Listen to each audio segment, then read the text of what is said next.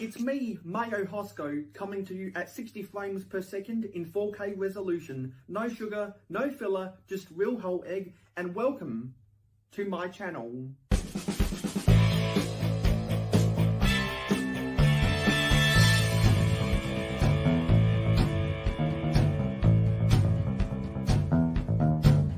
Mayohosko, it's your boy, JP. Real whole egg. Everybody say real whole egg. Real whole egg. Real whole egg. Real whole egg. There you go. Capture that, Mayo. That's for you. That's for you. Everyone on the panel say it at the same time. Okay. Oh, okay. What are we saying again? Real whole egg. Whole egg. Okay. 1, 2, 3.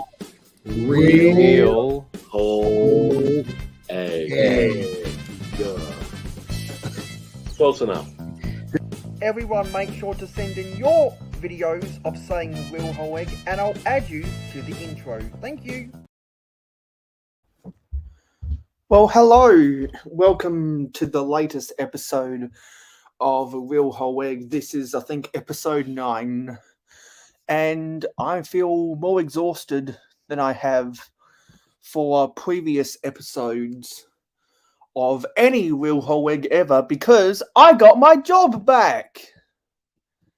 Yes, that's right. I got my job back.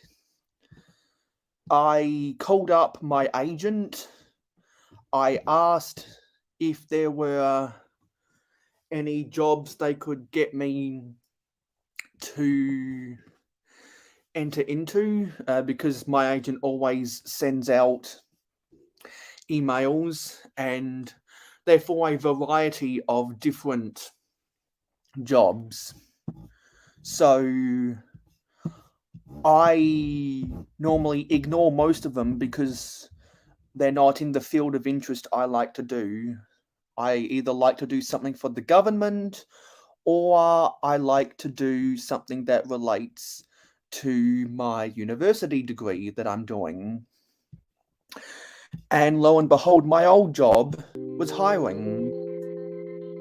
And so I spoke with my agent, and they were able to help me get my old job back, which was really exciting. So I'm back at my old job, and now I'm working 4 days a week. I'm going back to university on Wednesday, so I could not work full time. Thankfully, they had a part-time position available, so now I am back at work. So I have an income again. I have an income, and I'm on a 7-week contract. And with that 7-week contract, that'll pay for at least half of what it'll cost to get back to Brickworld, Chicago. There's still no guarantees, because it's only a 7-week contract, and it's only half of the money I would need to get back to Brickworld, Chicago. So hopefully that 7-week contract becomes a 14-week contract. I really hope I get a 2-month contract extension afterwards, because I'm scheduled to work until, I think, week 2 of the NFL season. It would be really fun to get a contract extension and work through to the end of springtime here in the good old southern hemisphere. It would be really good to work until the springtime, but on reduced hours, because I would much prefer to work a 3-day week rather than a 4-day week for work-life balance. Yeah. So since I work for the government, there's always a lot of turnover in leadership positions. So this was my first week back at my old job, and I feel like a productive member of society again. So I have a sense of purpose to get out of bed in the morning. While I wasn't working, I felt very lackluster with myself. I've definitely got my sense of purpose back because I work for the document capture team at our state government organisation. Without people like me, the commerce of our state would grind to a halt and the economy would collapse. So it feels good to be working again. And just like Dolly Parton, I am working 9 to 5. But that might be changing when my father goes on long service leave. We're going to sell our house sometime at the end of the year. We're not exactly sure when, but we are going to sell our house. And with selling our house, I'm going to have to pack up my Lego collection to move out. But that doesn't mean I haven't got a whole bunch of Lego projects I want to get finished before we move out. And one of those Lego projects, I'll finally reveal what I've been doing over the past month, but I have been building a post office. And my post office is a building that's mainly white with some red and blue stripes on the base level, and there is an all brown level on the top floor. Because when I was at Brickwell, Chicago, I got very much inspired by the different postal services and couriers like the USPS and UPS and Amazon.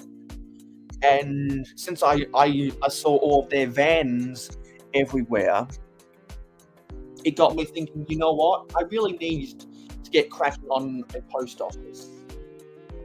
It's a much smaller build than a police station, fire station, or hospital that I've also got on the back burner.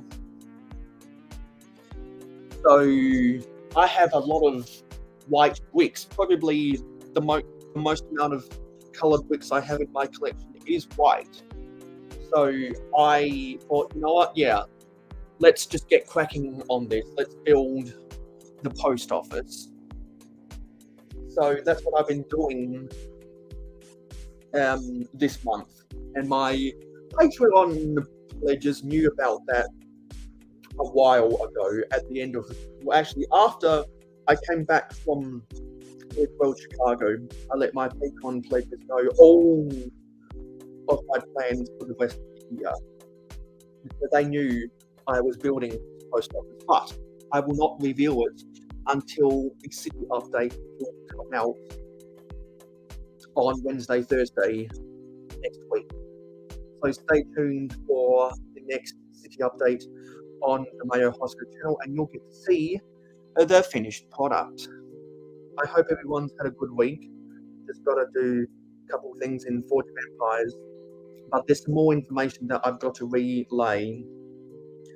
So, as some of you guys might know, I really like Minecraft, and over the years, I have bought a lot of the classic brick boxes, so I can make my own Minecraft box.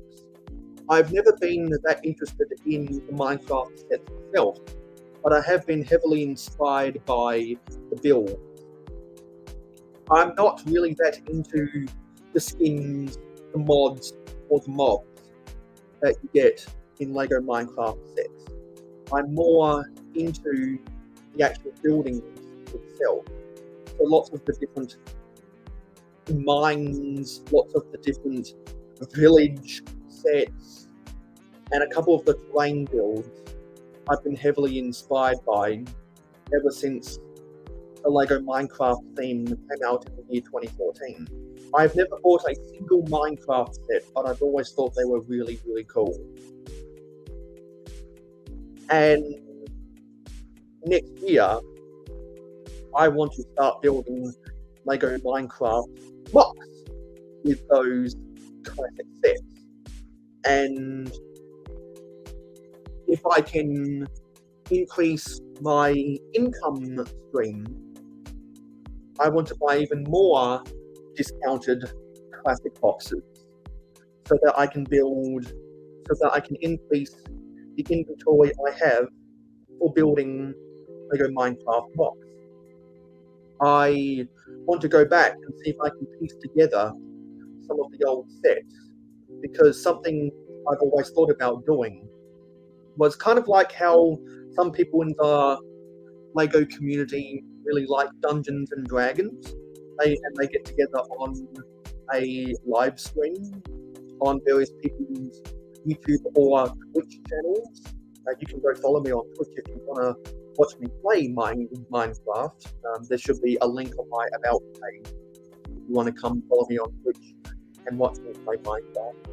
So one of the ideas I've always had was trying to assemble a Lego Minecraft tabletop board game and broadcasting it on the airwaves.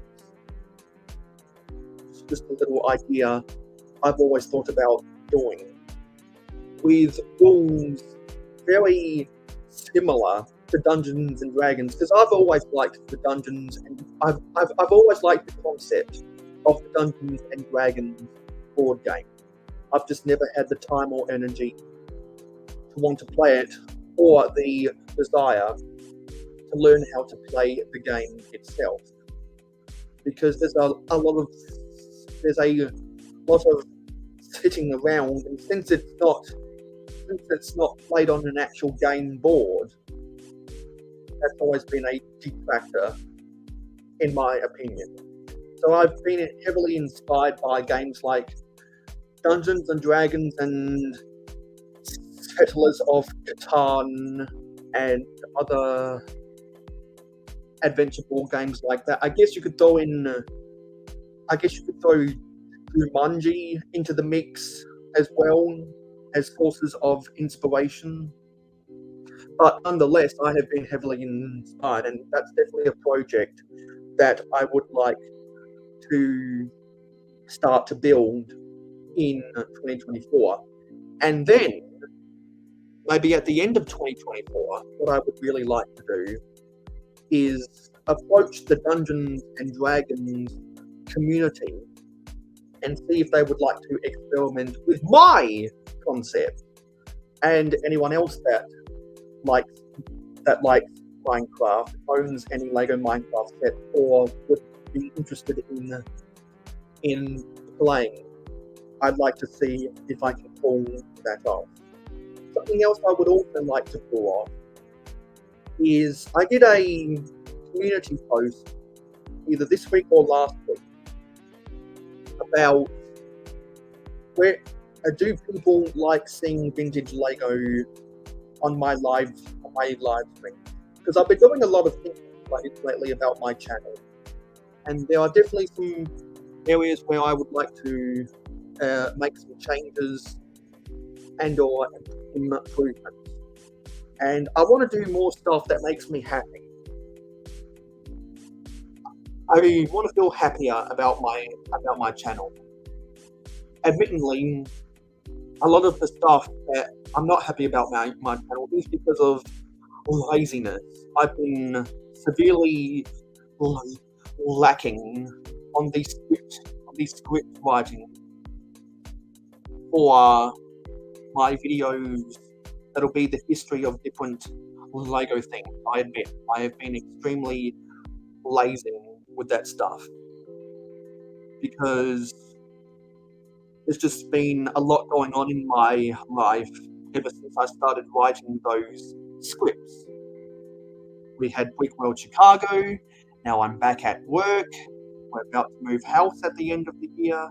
There's a lot going on my plate, so I've had to make sacrifices here and there. And unfortunately, with all the stuff going on in my life, YouTube and my passion for Lego comes second best. So I've had to cut down time for that in order to get myself back into the workforce, in order to start making tough decisions about Lego I don't want in my room, Lego that I can pack up into moving boxes. Last weekend, we went to the house where my parents are going to go retire at. It's an hour and a half away from our house in the city. They want to go live in the country. My dad can retire next year. Both my sister and I are still at university, and I believe my mother is 3 years away from retirement. You might have seen her in the chat from time to time. Particularly while I was away at Welsh Private, I've seen her bobbing up because, you know, her motherly instincts and any mothers, excuse me, and any mothers out there can firmly relate with those motherly instincts. Anyway, I don't need to go into those details, but the details I do need to go in is I need to make tough decisions to maximize my time, and I'm excited about my future.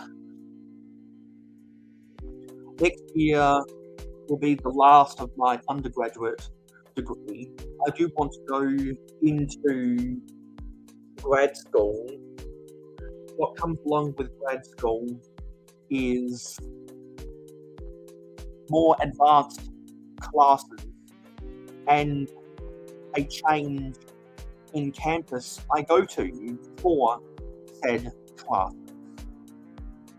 Fortunately, when I go back to university on Wednesday, those are all online classes, so I don't have to leave my house for the entire semester.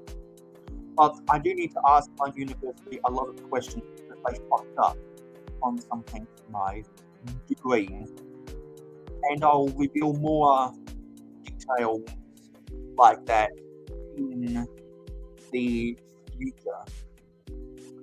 So there's the bottom line is there's a lot on my schedule right now, and I'm going to admit I'm having a tough time balancing everything out. I wish it didn't have to be that way, but it all happens to the best of us. So, with that being said, let's see who we have in the comments. I know we have a bunch of people already. So we got Blueberry, Macro Briggs, Red Coat Kyle, Anna Nicole, Scott's Blocks, Eggplant Head, Zisu Salted Force. You know what's coming soon. Yeah, that's everyone we have so far. Looks like StreamYard added some new graphics to their software. So you know what's coming. Paradisa, sun is shining all day. Hello, Lego and things. Welcome to the stream. So I'll go back and see if there's any interesting conversations before we start building some mocks today. What I want to do is I want to build a post van and a courier van. I want to build that to complement my post office. I want to build a red, white, and blue post van for express mail. I want to build a traditional yellow post van because that is the colour of vintage Lego post vans, and I want to build a brown courier van to complement my post office. Oh, I should have said, the bottom floor of my post office is yellow. The second floor of my post office is red, white, and blue, and the top floor is brown. I should have said that. Oh, we have Brick Revolution. Long time no see, BR. I hope you guys had a good 8-year anniversary of the Hauling and Balling podcast. Unfortunately, I was not able to be there because I got my old job back. If I hadn't got my old job back, I would have asked you guys, hey, do you need long-time viewers to want to hang out with? Maybe we'll have to come back for the 9-year anniversary next year. But I hope you guys had a good anniversary. And very quickly, I will be doing a very small giveaway for the 72-hour live stream. There's a bunch of people that are going to be hosting live streams for the 72-hour stream, and Buttchop is the organizer of all of that. So if you are participating in the 72-hour stream, make sure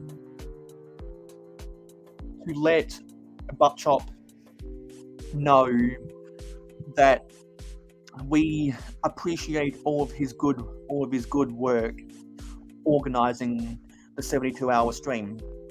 He sent me the thumbnail for the 72-hour stream, which is why I finally scheduled my time slot for the 72-hour stream, because I got the thumbnail, and you can see that on my channel.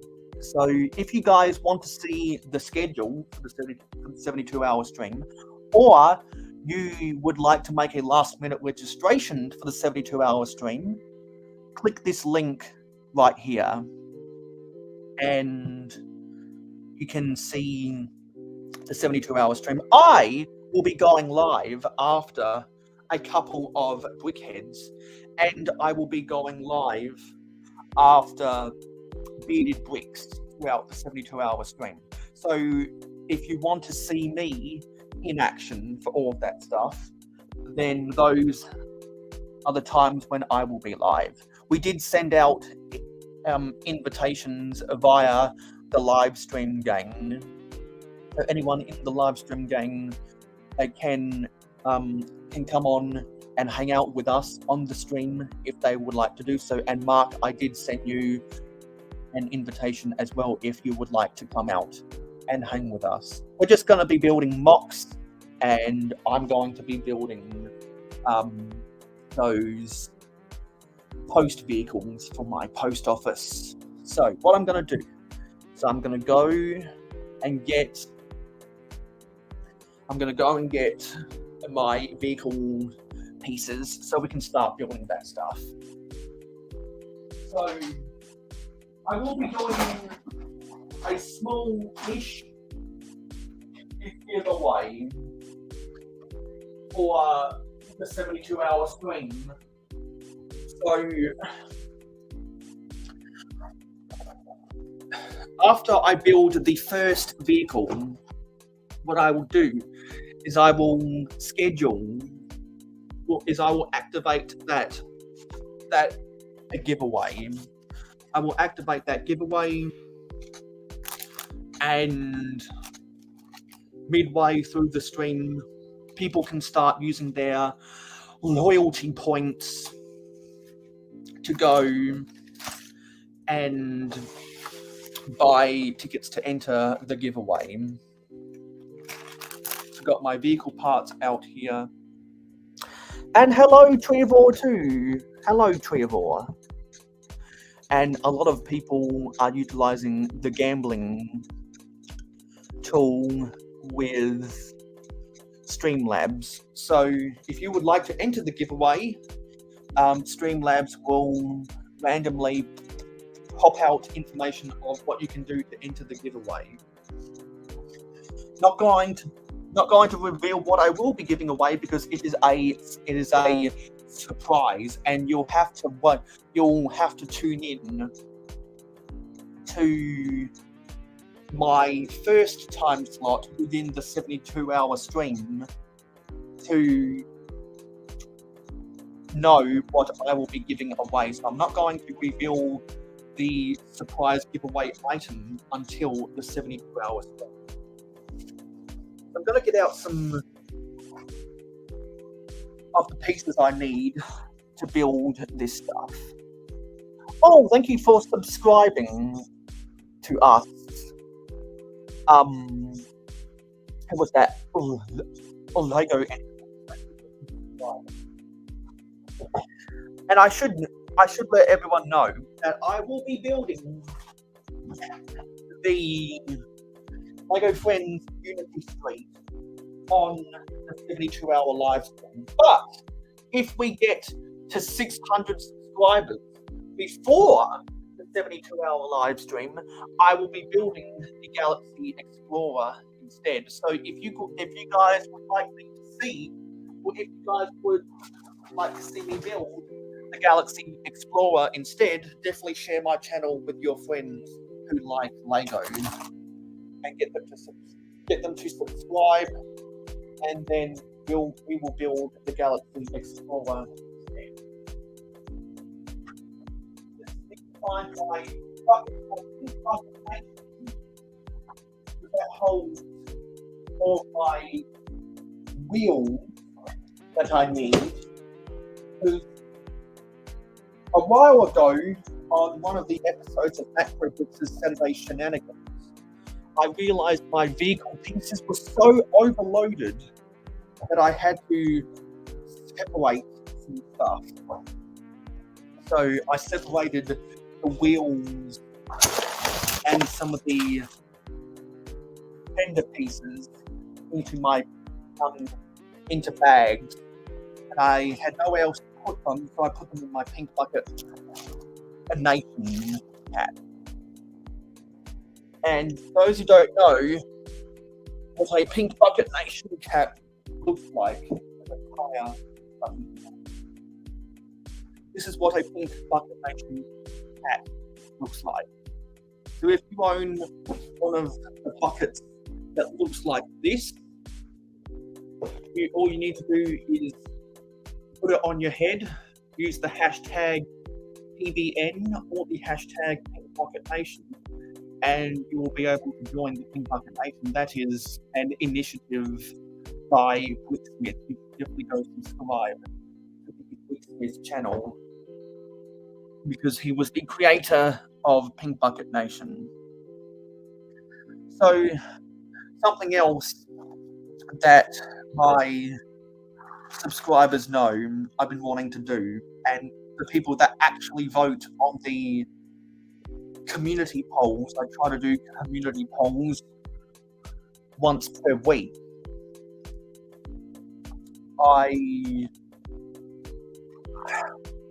have been heavily inspired by a particular game show on ESPN. It's called Around the Horn. I've always liked the interactive format and the laugh that they share together about sport. So I've always liked the way that they do that show, and before I went to Brick World Chicago, it got me thinking about different things, and I thought, there has to be some kind of way I can use that format that they use for Around the Horn and make a Lego-ified version of that same show as a segment of my episodes of Real Hoeg. I would call it Around the Lego. It would only be a 1 hour segment of the program. The show itself is only half an hour long, but it actually used to be an hour long, and then they cut it back so they could reserve more time for Pardon the Interruption, which they also have on ESPN. So I've been watching Around the Horn for about 5 years now, and I know enough about the show to pick apart different elements I think I can use for a Lego version of that same concept. It would be primarily talking about vintage Lego after war, because that's what I enjoy most on my channel. And 87% of the people who voted on that poll really like seeing vintage Lego on my live streams in particular. Just trying to find the right wheel.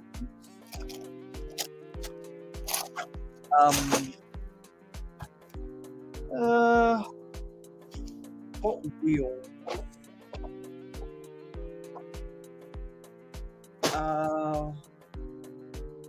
Yeah, there were some wheels here. I can try and.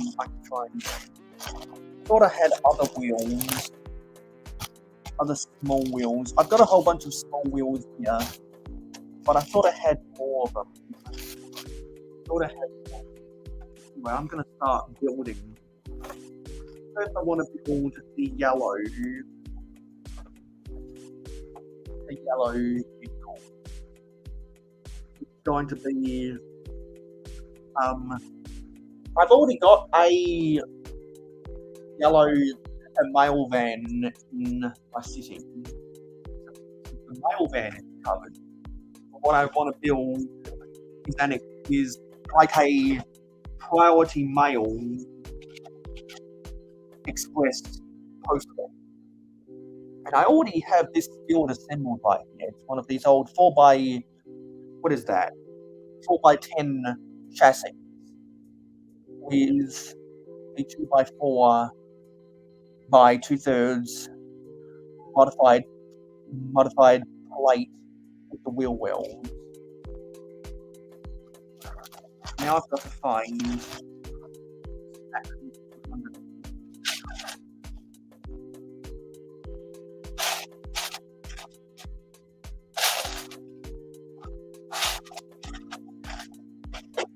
get down the axle.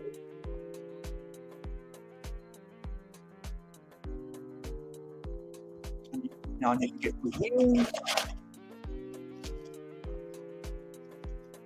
I want to use white wheels to complement the white chassis.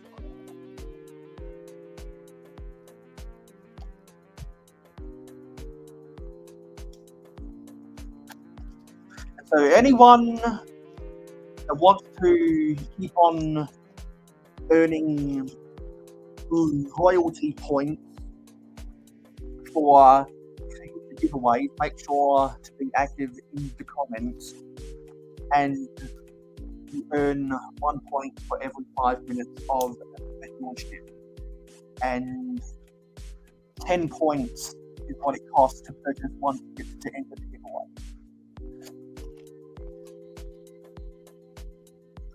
And if you want to see how many loyalty points you have, use the exclamation mark jars.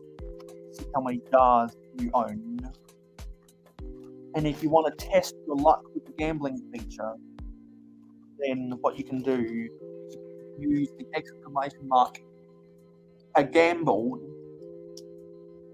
and then gamble with some of your points. So that's the base. Done with these wheels. Now I need to find a windscreen. I know exactly what windscreen I want to use.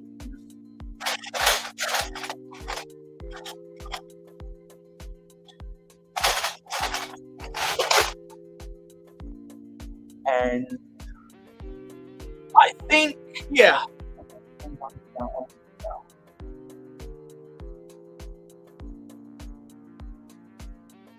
These on a lot of pad walls. These right here. A lot of pad walls. We got our windscreen.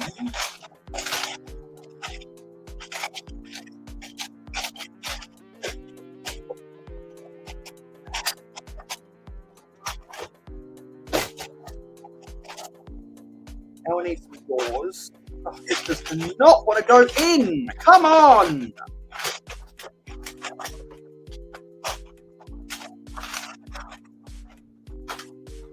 God, this is annoying.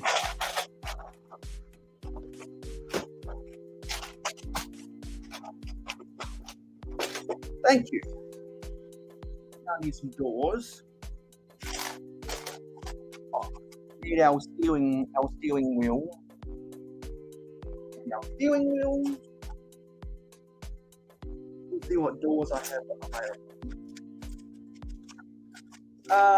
Yes, white. We've got white doors. So, and we need a white seat as well. Actually, you know what? No, let's use a red seat. If you can. Yep, there's our red seat. That means the doors need to go here. So we've got some doors, and that means the steering wheel can go here. We're going to do an extension at the back to give a bigger area for them to put some packages.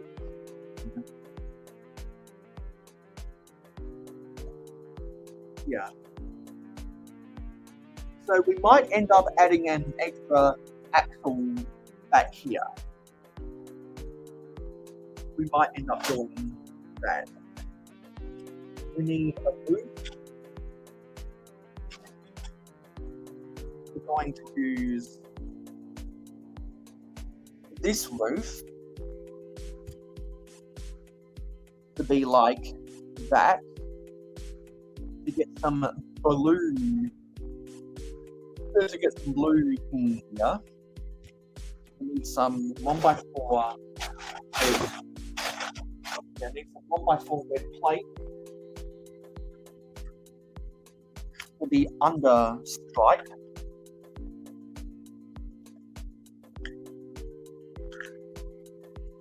The under stripe.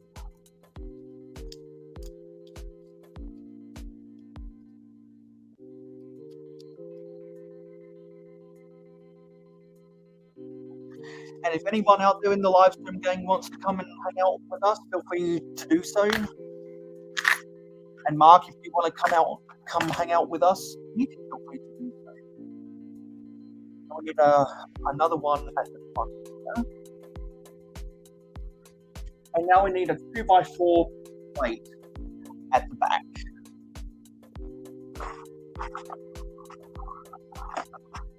And I don't have any of them right now. It's one of the various things that I've got to add into my set. So let's try using 2x3 plates instead. Yeah, let's try using 2x3 plates instead. Gives us a little bit of extra room at the back. So I'm trying to make a priority mail van that looks eerily similar to the Canada Post truck set, just slightly shorter. I'll throw up an image on the screen. The Canada Post set. It was a set from the 80s. I'll see if Quick set as a listing for it.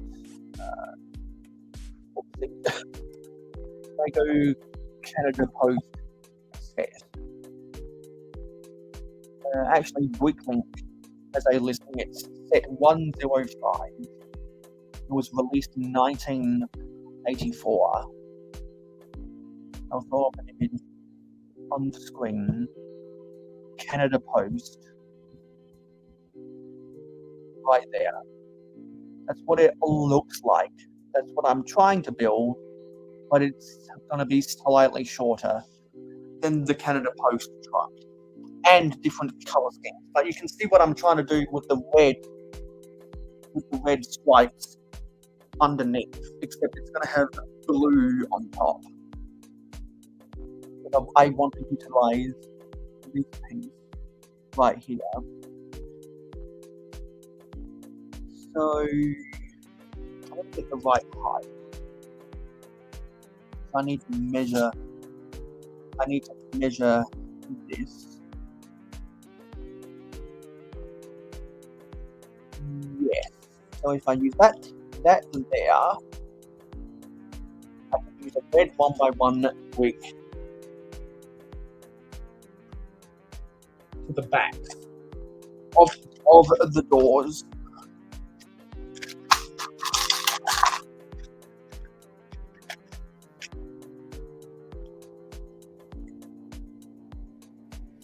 To the backs of the doors.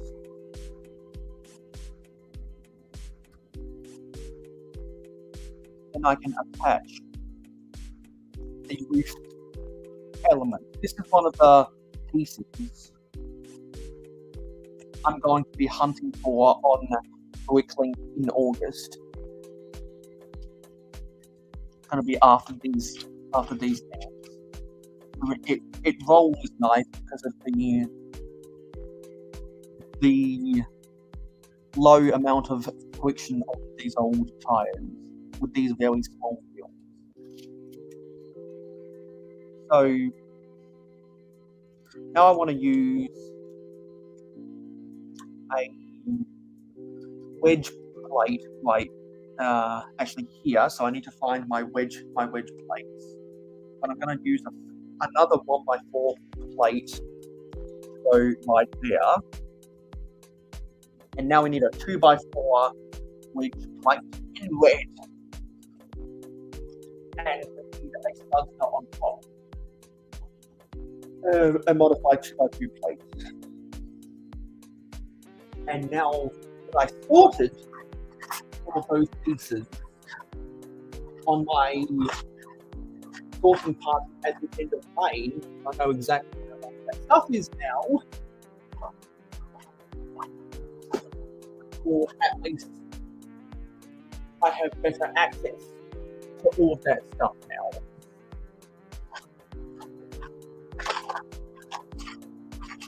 But it still takes me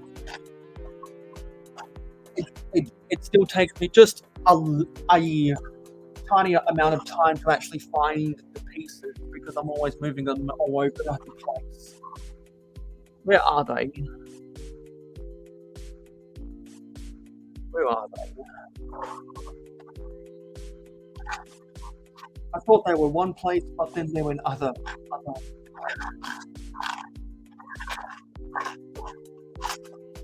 Where are they? I'm sick of waiting, so we'll just use a white version instead for the headlights. We need 1x1 lights, and we need. Actually, you know what? No, what we'll do, we'll get 1x1 trans yellow lights for the headlights.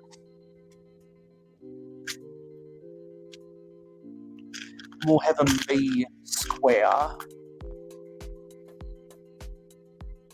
And hello, Amanda. Nice to see you here. Thanks for tuning in. That's the Canada Post clock set from 1984 that I'm trying to replicate from loose inspiration. Trying to loosely replicate this thing with severe changes so I can get it to what I want it to look like, making it just a little bit shorter and slightly different colour scheme, and that's enough of showing that. Come back to my main build. We need the grills up front. That's enough of those pieces. Now we need the bedroom.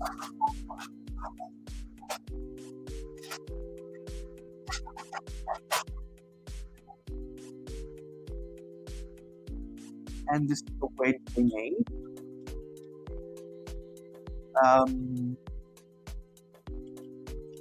Need another 1x2 plate in here. Not wanting to cooperate with me. A 1x2 plate.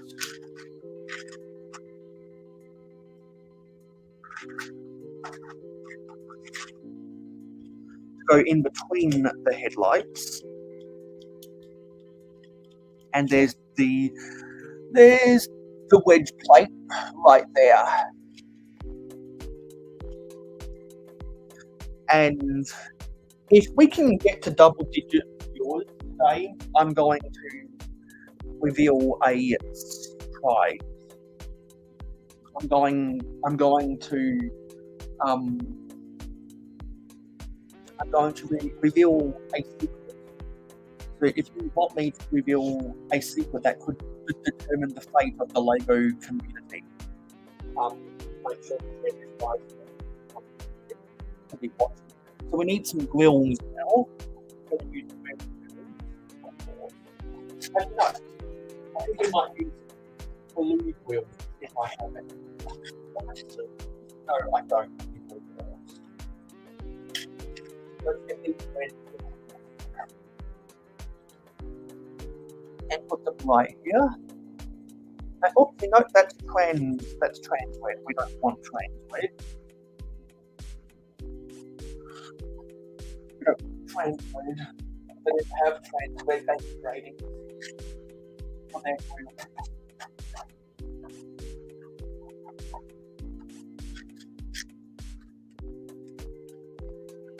I don't think they started doing the trans coloured grills until the late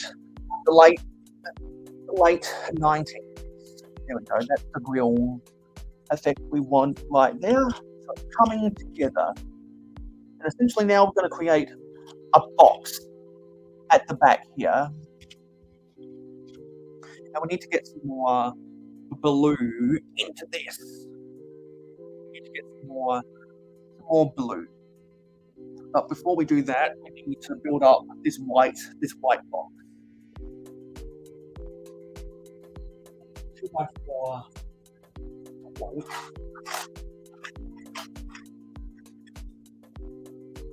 To hold these together.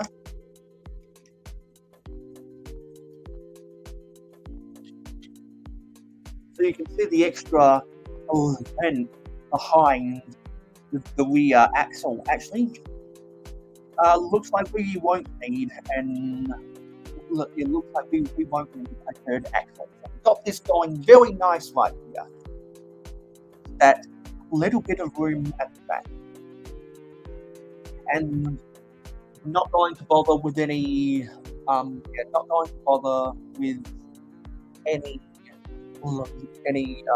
license plates, but we do have to figure out how to get some small little tail lights in here. So I'll do get some tail lights in here is we'll get some trans red 1x1s and get some white 1x1s. Don't have many of these left, so that's another one of the pieces I'm going to have to order on quickly. White 1x2 plates. I've literally only got 4 left.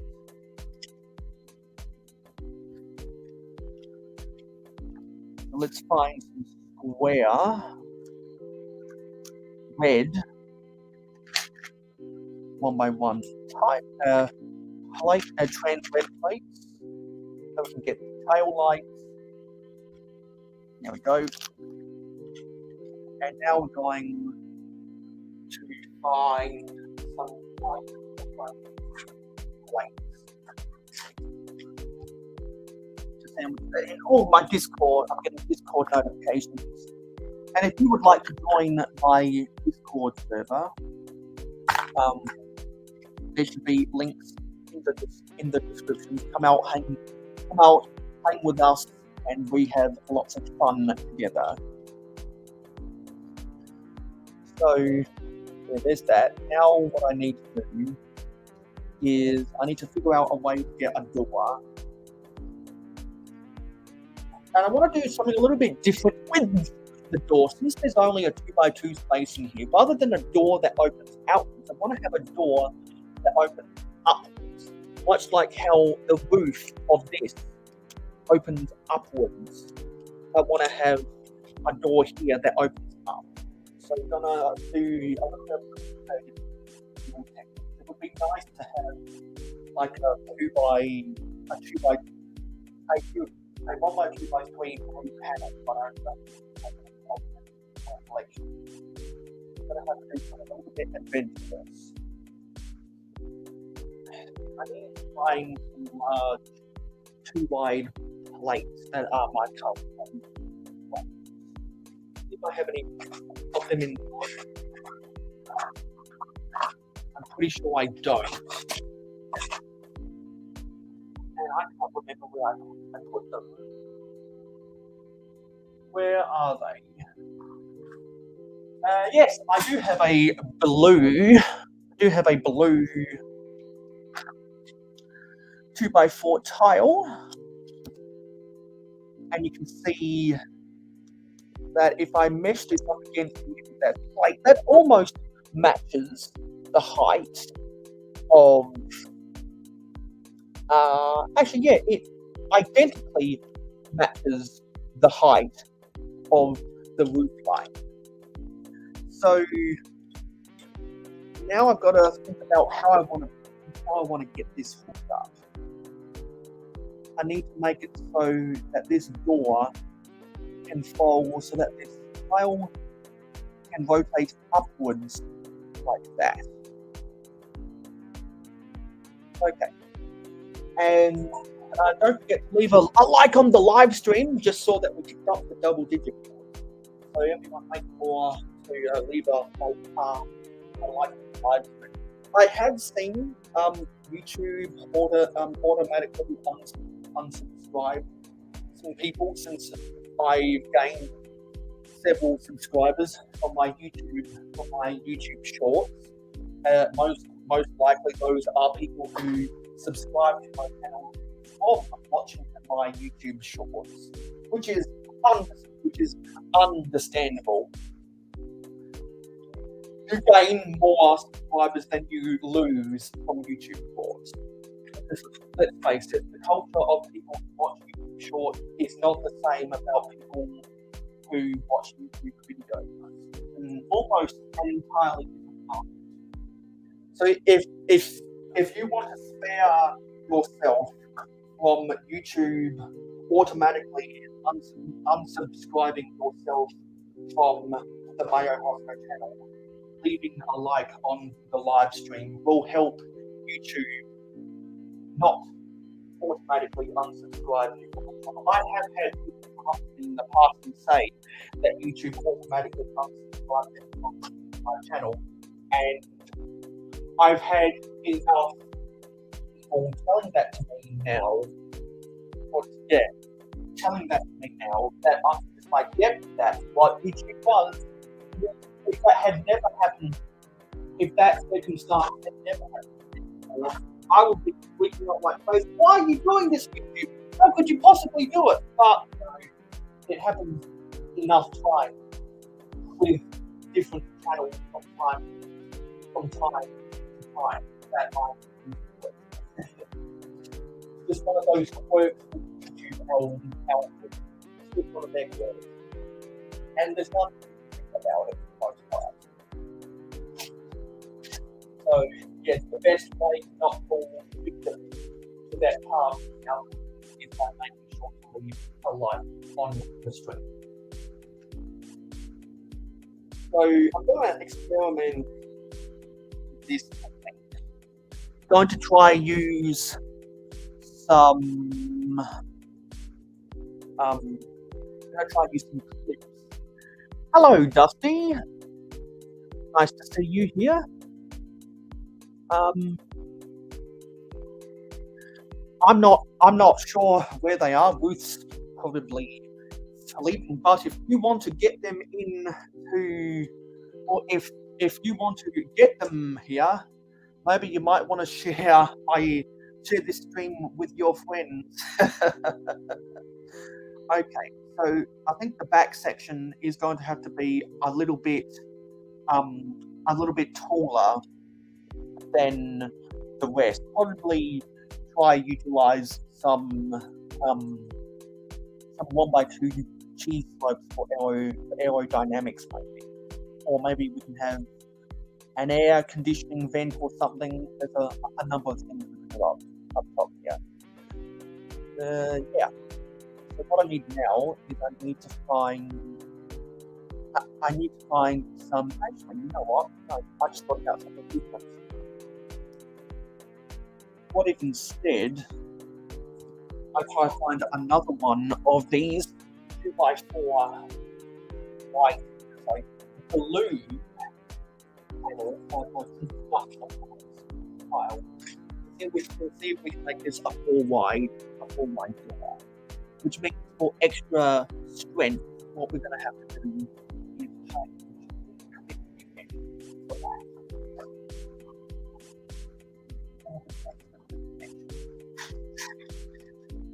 One of these instead. The 1x2 modified plate with the horizontal. The one I want to do.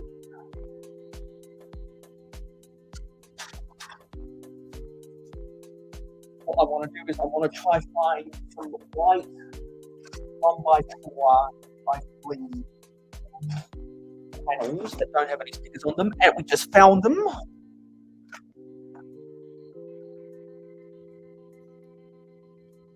Put them right here.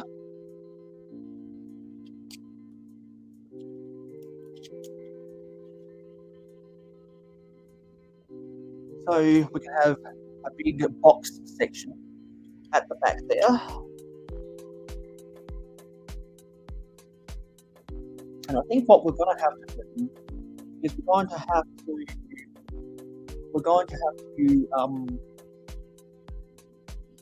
use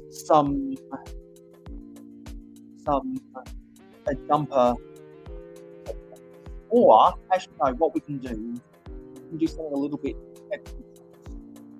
Yeah, let's do something a little bit different. And actually we need another extension underneath here to make the door just a little bit taller. So let's get a 1x4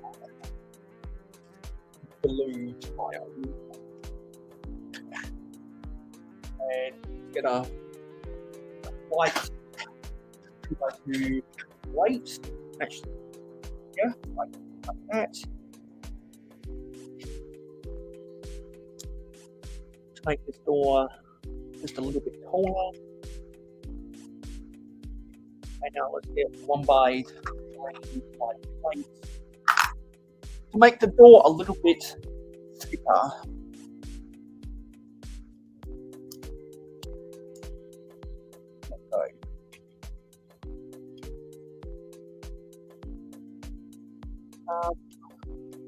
Actually, no. My apologies. We don't want to do that because that's going to obstruct the vision of the tail lights.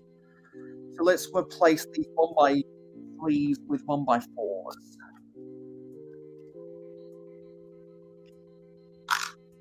Let's get out some 1x4s instead.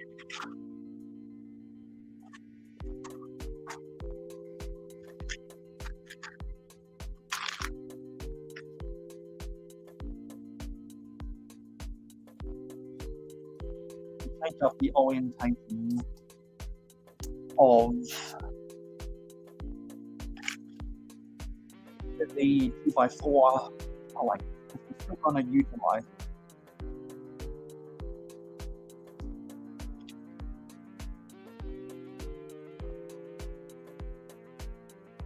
Hey, what about this?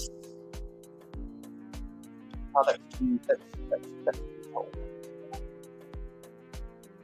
Actually, what am I doing? We don't need this here. That's where the clip is going to go. Yeah, like that. Okay. Let's set that just a little tiny bit. Actually.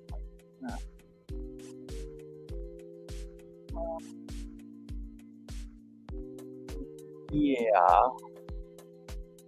Or maybe we can make it just a little bit taller. I'm gonna have to experiment with how we want to do this. But anyway, we need a white on my two tile, so at the bottom of this door.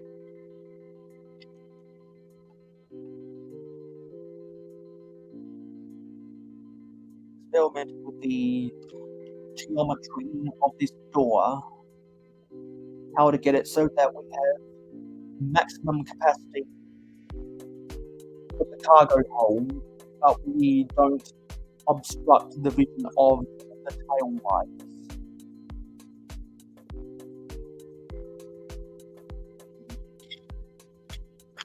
Probably gonna have to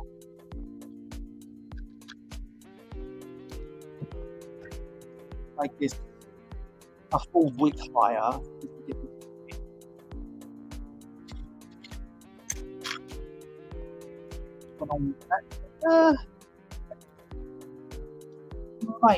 Maybe 2/3 of a width higher. So granted, there's going to be a little bit of an awkward gap back here at the door, but we're just going to have to live with that. But yeah, I'm liking this shape. I'm liking that actually what we should do is we should replace these white versions with blue versions instead. Add a little bit more extra blue up top here. And it is now 1 hour into here, so I need to do my rant. And I did have just a small tiny rant. And it has I'm just trying to remember what I needed to rant about. Get my 1x4 blue plates out here.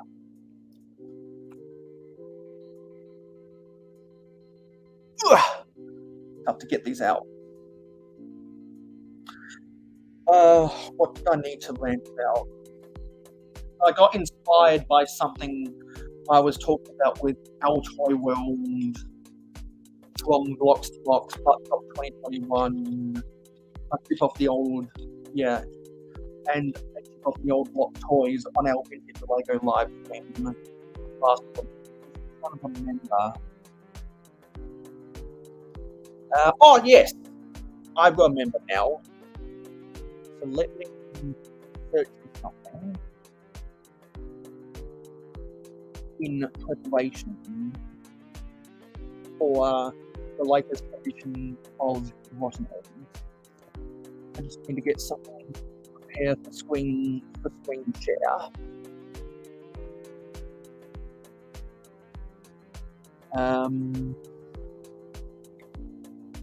Yes.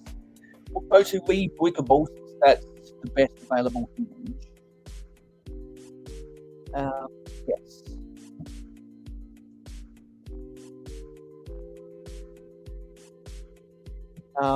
Okay, so let me prepare the share screen.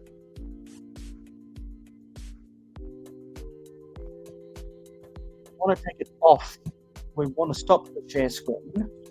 And now it's time for the latest Rotten Eggs rant. This one is a rotten egg!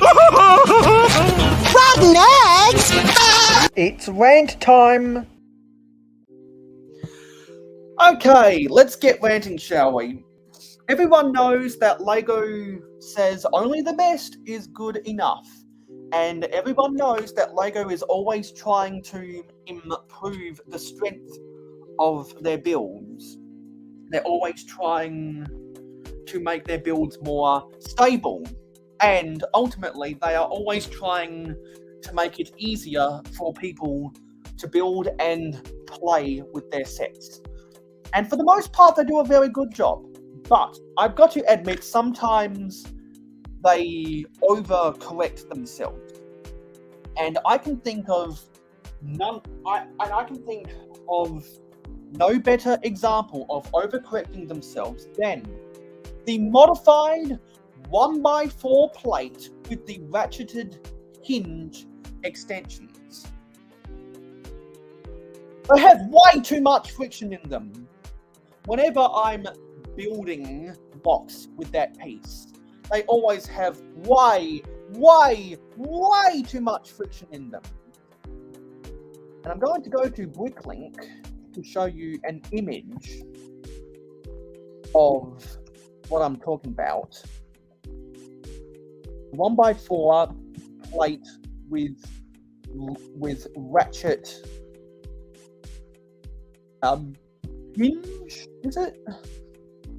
Let me see if this is the part I'm after. No, that's not the part I'm after. Where is it? Where is it? God, it's so frustrating.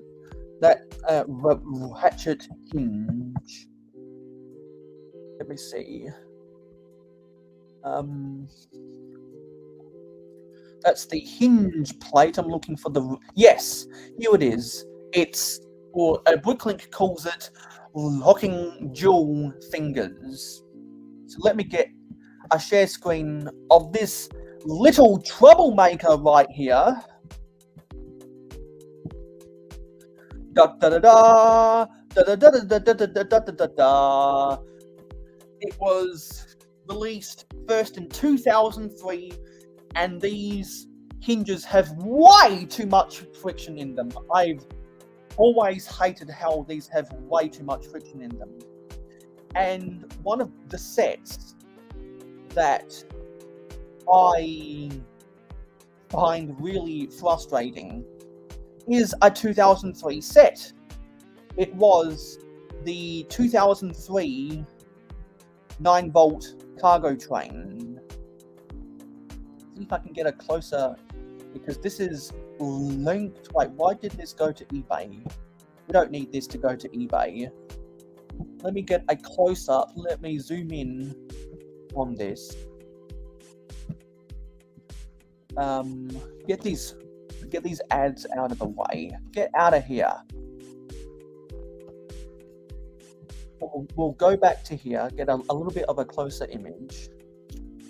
Is there a way to... Why does it want to go to eBay? Get out of here, eBay! Just disconnected itself. Hello, Jude20. Nice to see you here. And hello, Mikey J Productions. Nice to see you here. We're just doing our Rotten Eggs rant, and I'm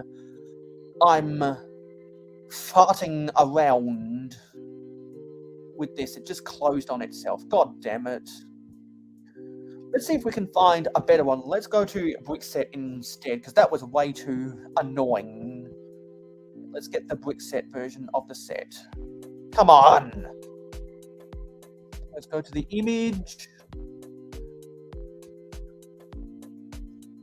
Do they have an image of the set? Oh, this sucks. We'll just have to deal with the box art. Just have to deal with the box art.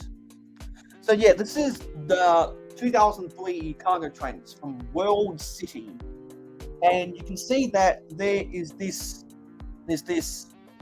flatbed truck right here that's carrying 3 pieces of palleted cargo.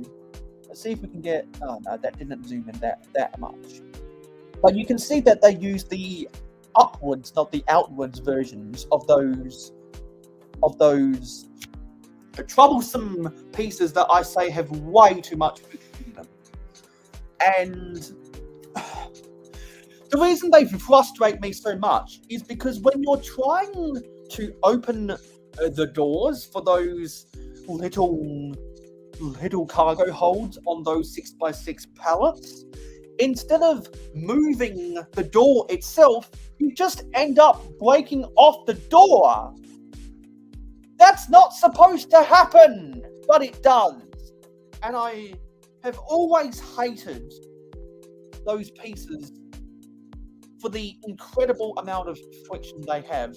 Much like how people who have been collecting Lego forklifts for decades will understand how much friction the rubber band versions of the forklifts have, and they have way too much friction in them, much more friction than the old spring system for the forklifts. Way more friction, and it's very tough to play with those.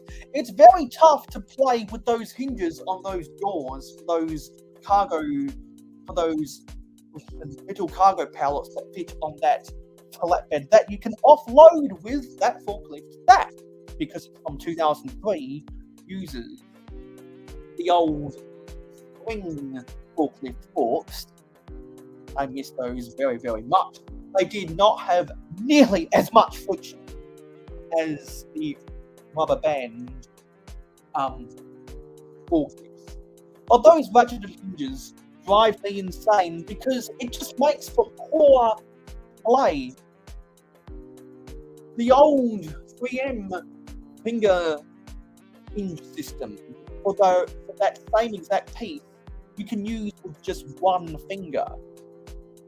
With the ratcheted version, you have to use two hands because you have to hold the underside and then you have to hold the door so that you can keep the base of the door in place while moving the door open.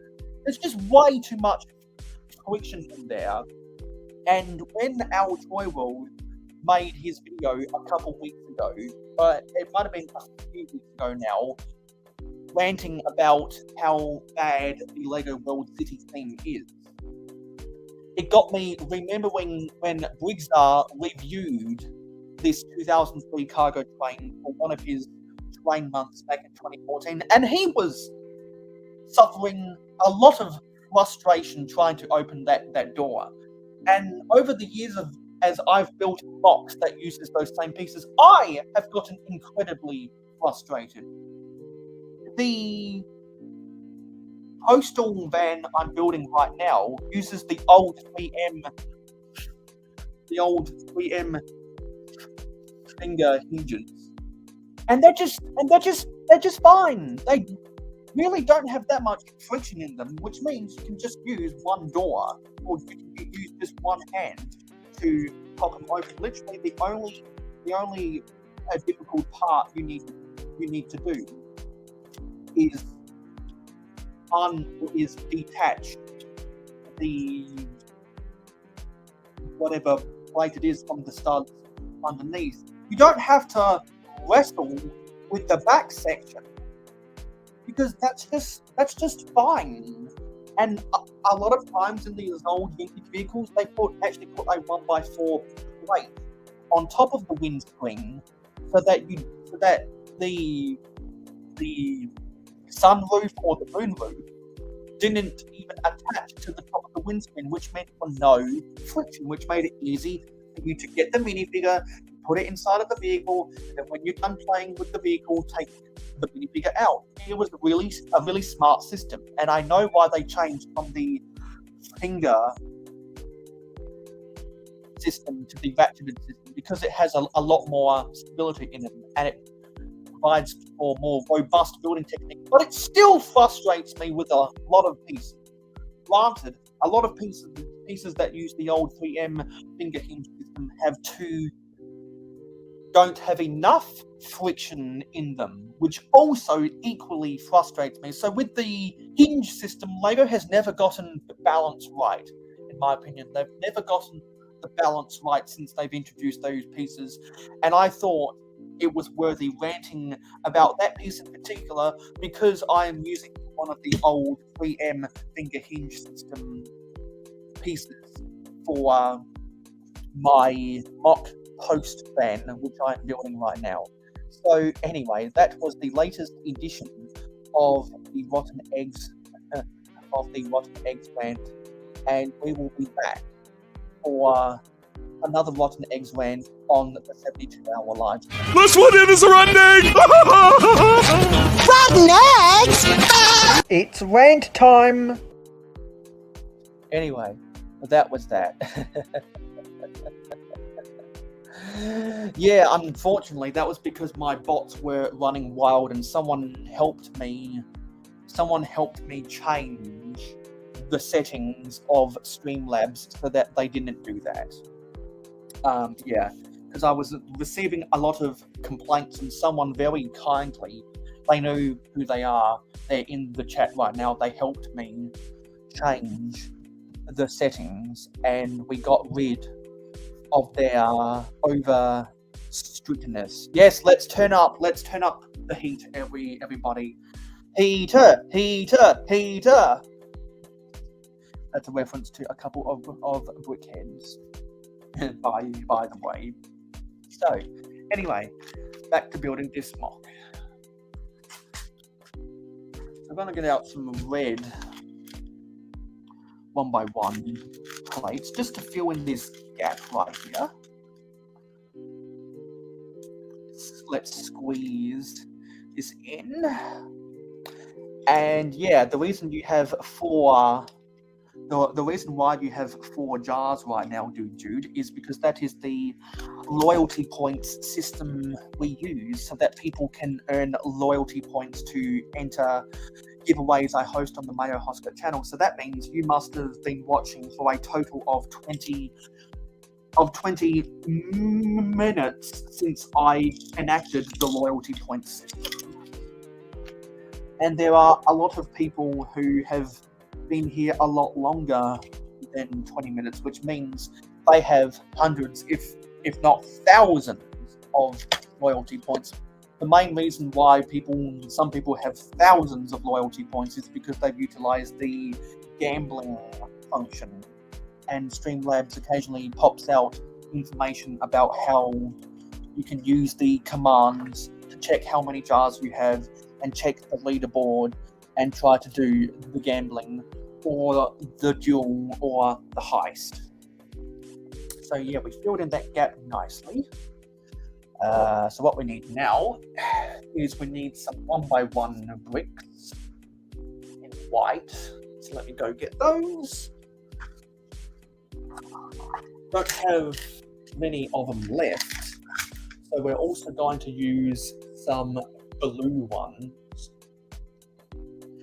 Yeah, also going to use some blue ones.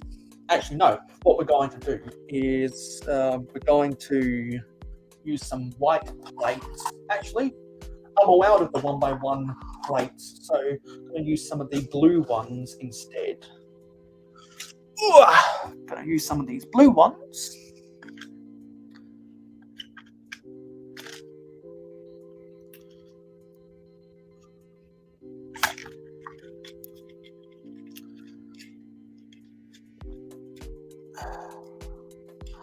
Actually, to make it a little bit easier for myself, I will remove the panels at the back here.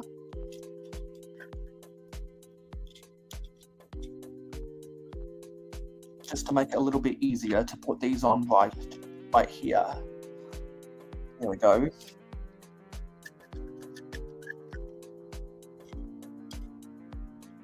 And get some more 1x1s. And if anyone out there in the live stream game wants to come onto the panel and hang out with us, if anyone has any pressing conversations they want to talk to me about, feel free to utilize your StreamYard invitation.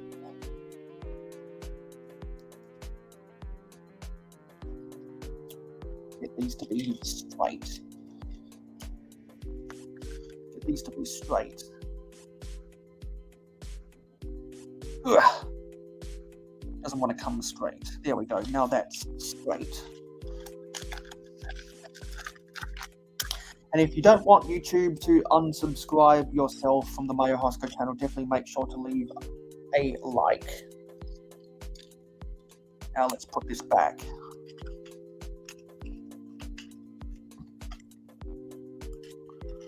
Squeeze this on.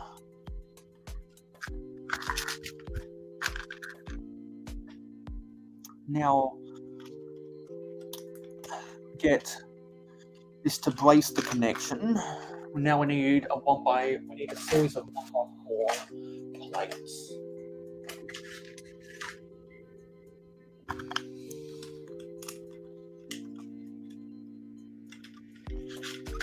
Get more blue into this build, and we're looking pretty nice. Actually, you know what we'll do? Actually, we need a brick separator. Go get a brick separator.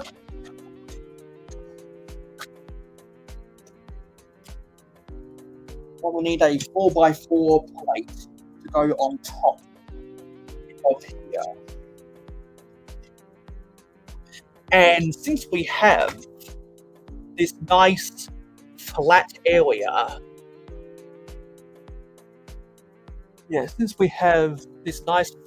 what I will be doing is I will be putting up a custom sticker with my sticker paper to print out some postal service logos and some police station logos. So we need a 4x4 plate. Let me find.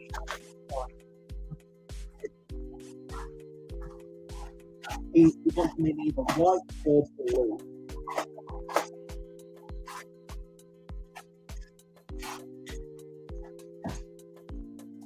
We can have a blue one. And then blue is a blue one. Let's put this on top here. Yes, there we go. And just for a little bit more visual interest, what we'll do is we'll get some, instead we'll use 1x2 cheese slopes. That's right. So 1x1, let's make them trend red. Let's make them trend on.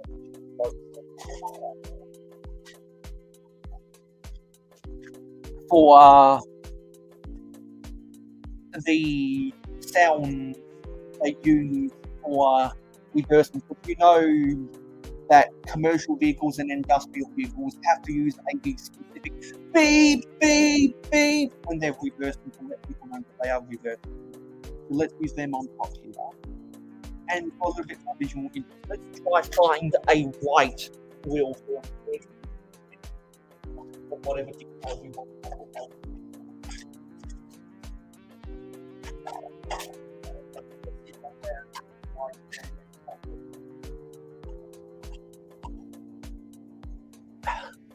There we go. So, there we go. A nice, quick, little 1 hour build. This is I'm going to call this our priority mail van. Our priority mail van for express post. You can see that opens at the back there. And it's only 2 studs longer than the standard old style 4x10 base. And the wheels don't look too far forward like this. I'm happy with this. I'm very happy with this. And now I want to make something similar to this, but just a slightly different shape. Instead of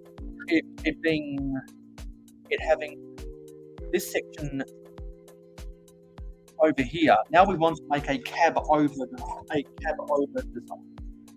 Instead, we want to make a cab over design. Now I need to find the pieces, and it's going to be in brown to look like a GPS courier van. So now I need to find the right pieces that I want to do.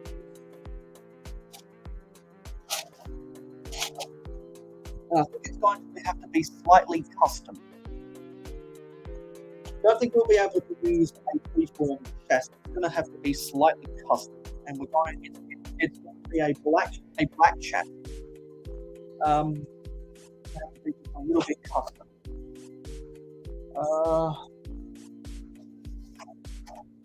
Yes, I know the piece I will use. Make a little custom chassis. We're going to use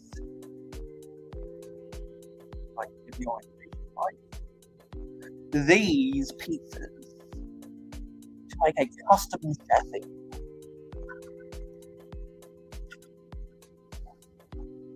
And I knew exactly where they were. I have them stored here rather nicely. So now let's put back the red element, because we don't need the red color anymore.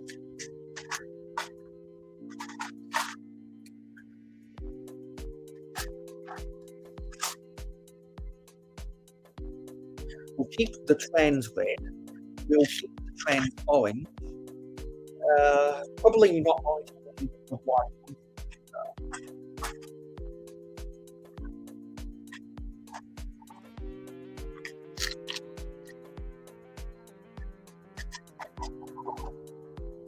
And of course, we don't need the blue either. Clean slate. To make this cooler event, I'm going to put these back.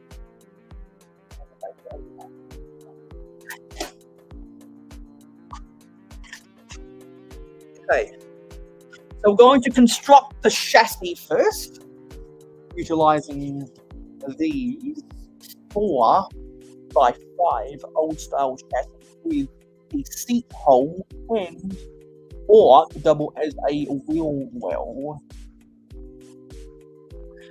So put that. And before we start this chassis, let's go into the chat and see if there's any interesting conversation. Oops, we don't need these one by one. Let's go into the chat and see what interesting conversations we have going on before we start this next build. So people coming in and saying hello, and people congratulating me on getting my old job back. It was good to be earning the money. It's not about the money. We don't need the money. We just want to make the world dance. Forget about the price tag. Yeah, I know that Doc Samson used to use these in a lot of his before he left, before he went on hiatus.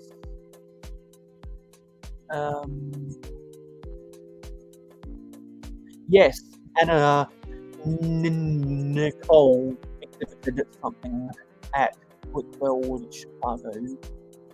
And since she lives near a lot of conventions, she exhibits that stuff at a lot of places. Yes. Macro Boots did a lot of vlogs about Woodwell, Chicago, and I am in the process of editing together all of my vlogs about Woodwell, Chicago. But Macro Bricks and the Wick Adjuster and Wick High did a lot of vlogs about Woodwell, Chicago. So you should definitely go and watch all of their vlogs. People saying hello to each other.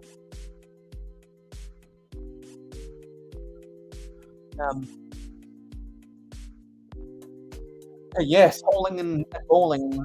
I'm glad you guys enjoyed yourself. I'll be listening to those streams back on the replay while I'm building more mocks after this stream. I've got a lot of mocks I need to go back and watch. I am glad too. It's been way too long since I've built a substantial mock, so I'm glad to get the ball rolling this weekend. Lots of people gambling. Make sure to acquire points so you can also use gambling with the Streamlab system. Zisu asks, do you follow Soulbrick? Very interesting. Yes, I have. I absolutely do, and I always enjoy his new videos. And since I am a political person, if you want to hear all of my sport and trends and politics, go and follow me over on Twitter. We'll be doing a giveaway when we get to 100 followers on Twitter. Yeah, I enjoy it when Soulbrick makes fun of politics. Very, very funny stuff. Entertaining content, and he's overall just a really cool guy. and I know a lot of people can thoroughly recommend you go subscribe to Soulbrick, particularly if you like a vintage Lego as much as me. Well, if anyone does want to distract me, definitely throw up interesting conversations in the chat that you want me to laugh about or rant about or get emotional about, or if you want to do it here on the panel and you have an invitation to come and join the panel, why not do it in person? Try to derail the stream. I challenge anyone to derail the stream. Free bar. You'll have to let me know what that bar is, which is free. I've never drunken any alcohol. I'm guessing that's what that means.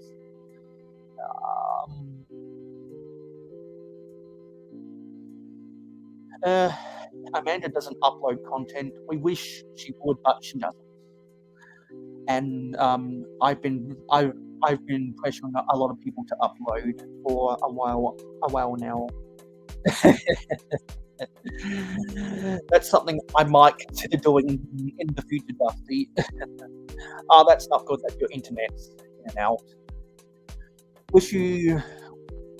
I wish you nothing but the best with the bad internet, Mikey J. I know how troublesome that can be. How does the chat suck? Please let me know, dude. Any feedback is gladly appreciated.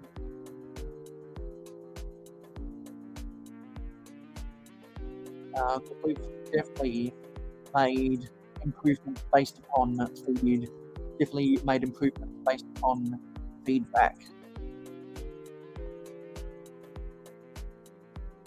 I don't particularly like eating oranges myself.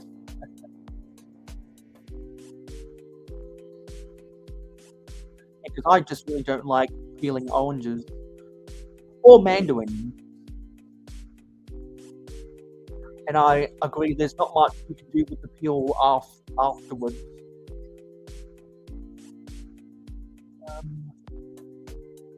Dude's going to a flea market. Hope you score some good deals. Hopefully the deals will be just as good as what I scored at the garage sale at Whitfield Department. Have a nice day, Amanda. Take care.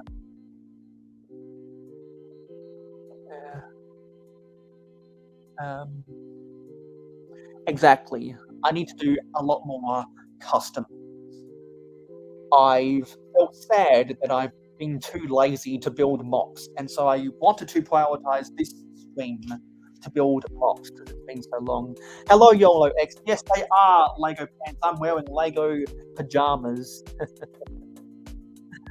I bought it at Kmart, Australia. I'm sure it's available at other department stores around the world. Yeah, my bedroom in winter gets particularly cold, especially in the morning, and even more so on overcast days. Which is it is an overcast day right now. Y'all are saying, wherever you are, my fuzzy dude, I hope you are 8. Exactly, pen 15. Hopefully Doc is being able to clear his mind, and hopefully he'll be back again. And yo!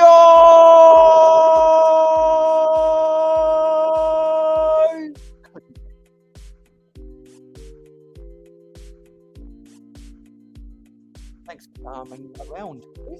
Hope you've had a good week. Sorry I can't watch your streams anymore because I'm like a Dolly Parton, working 9 to 5. Because Clip streams, Ben's Brick Design streams, Bearded Brick streams, a couple of Brick Heads, Hoosier Bricks, and a couple other streamers. Unfortunately, I'm not able to watch right now because I'm working 9 to 5. Yolo's saying, I guess I'll let Mayo know in DM about those tiles. You know what, Yolo? If you're building mocks right now, maybe you might want to come on to the panel and we can talk about building mocks together. What's this about a challenge? Oh, I don't know. You can put that challenge out. Well, I always like to have different challenges because it makes it engaging conversation in the chat. Anyway, that's everything that happened in the chat so far. So let's get back to building. So we build a castle. So if this is 12, well, because of the additional red grill up front here and the door at the back here, this is probably about a 13 long vehicle. So let's try and make this 16 long. I'm going to try and utilize some of the long plates I have. I'm pretty sure I have a black 2x16. At least I thought I did.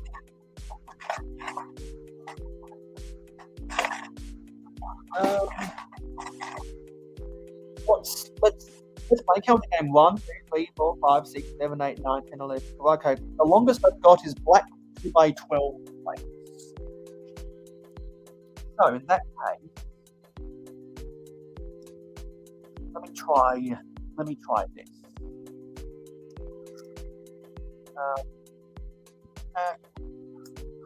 me try this. I'll make a completely custom chassis, which will be an interesting way to go about things. So we need the headlights and the tail lights. Let's get the trans yellow back out again.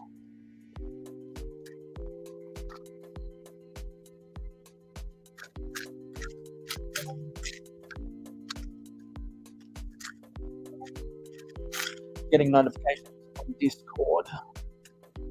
I've got to tell these people to stop spamming because I'm live right now. God damn it! And once again, if you'd like to come join the fun over on Discord,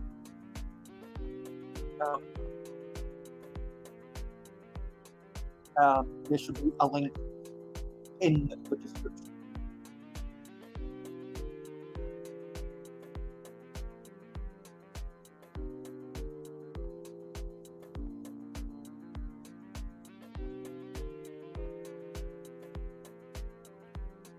I'm just responding to some of these DMs over on Discord. Okay. So do we have another square plate? And not really. Not really. I think we'll just use the round one instead.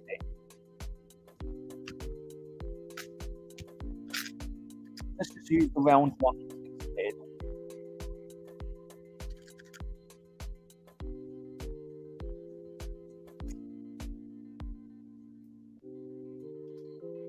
And for the rear,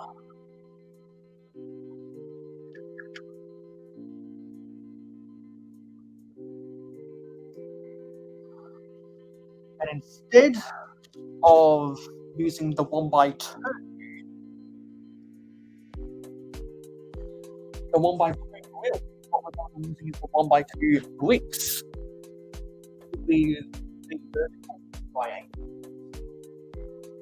Let's try to find a black color. Or if we haven't been brown, then we'll do brown.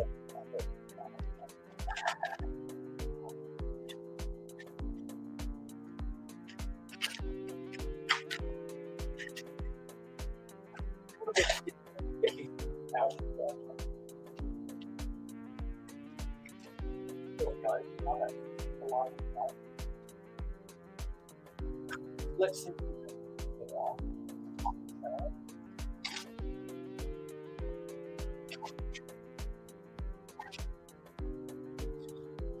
See if there's any. Yes. Oh. No, that's not it. That's not it. Do we even have any to begin with?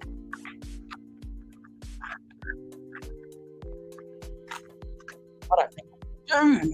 That's a bit of a problem. Can't even have that many of them.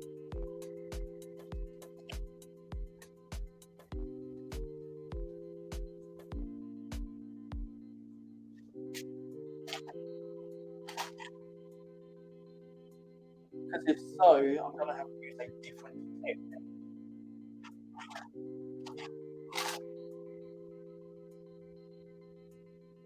Oh. No, I don't think we have them. So actually, I'm going to have to use a different technique. Let's go to the 1x2 stop.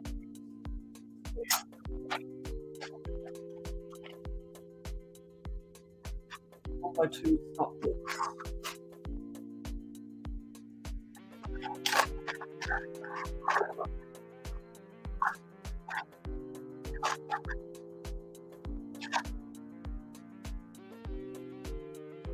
Where are they?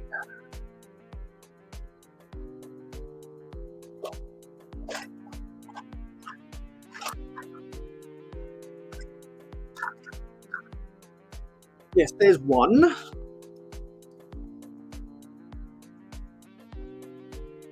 There's one in between the headlights.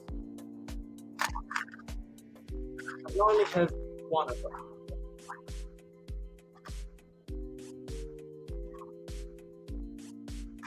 I only have one of them.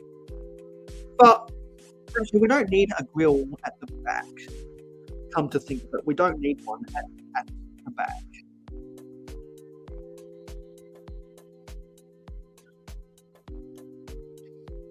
But we need something at the back. Let's see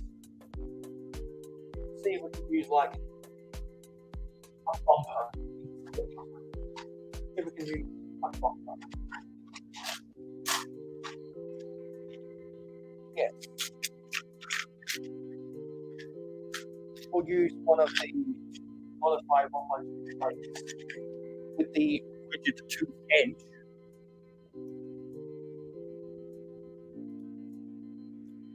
For the rear bumper at the back. Now we need some black 4x plates.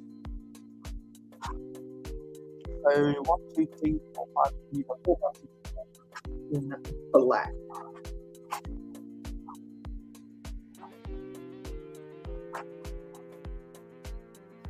And here's one right here.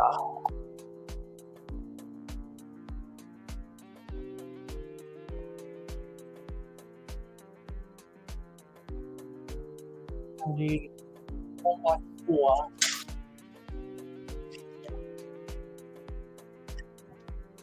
Need 1x4 black plates and 1x2 black plates. And now we are officially out of 1x4 black plates.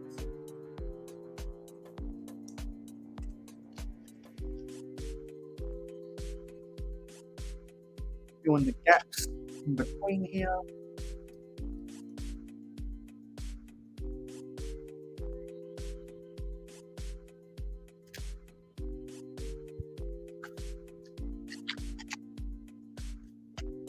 So we can get some wheels underneath here.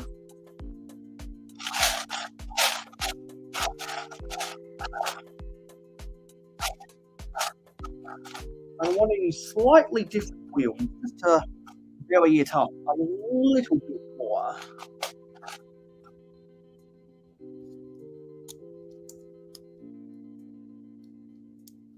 I want to use these wheels instead to see the difference in style of the tires.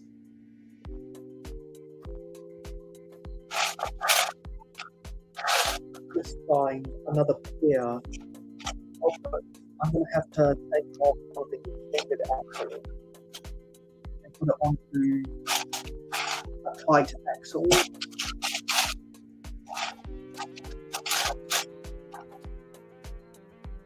So I can get the correct width wheels that we want.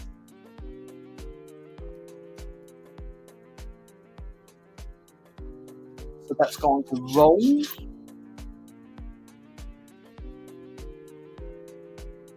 And now we need a one wide plate layer underneath here. So we need to make the equivalent of 1 by 10 plates underneath here.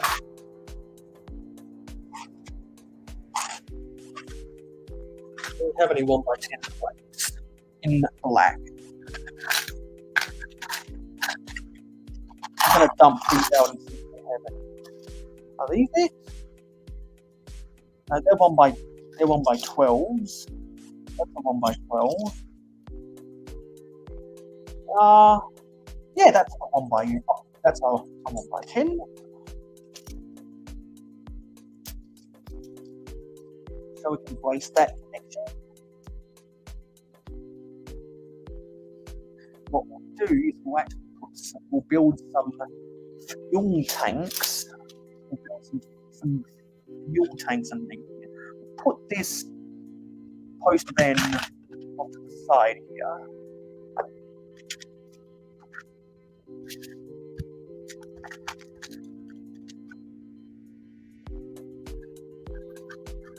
It's not as this doesn't roll as well as the other types of tires, but I just wanted to make things up a bit to make it a little bit different.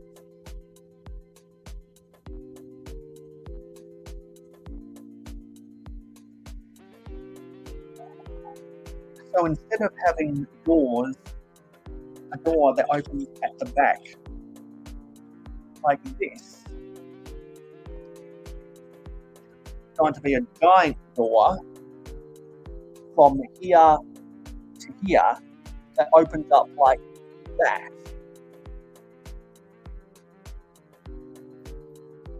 So what we got to do, we got to fill in some plates right here.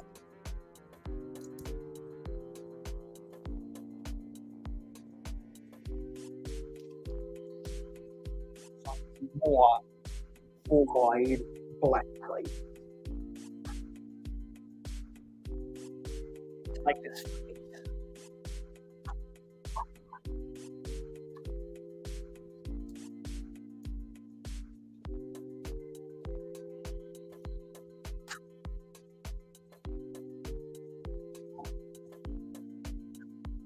Actually, you know what?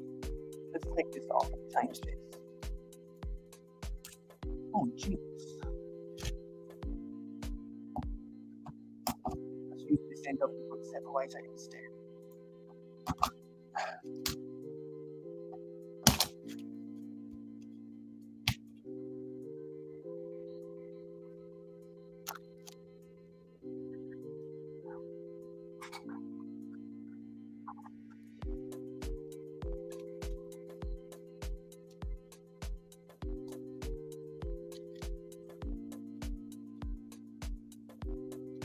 Tough to push it down.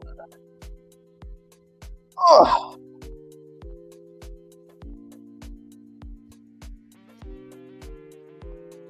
Okay, we need more 1 by 2 plates to fill in these gaps here.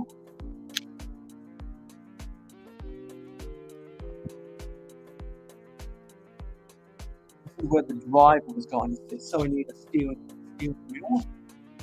This is a brown chair.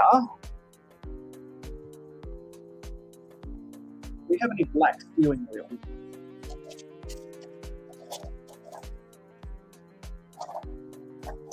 Do we have any black steering wheels?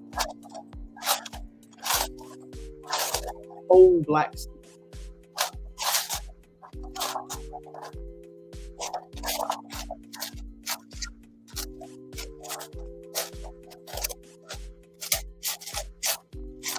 Yes, we do. Let's put this right here. One here.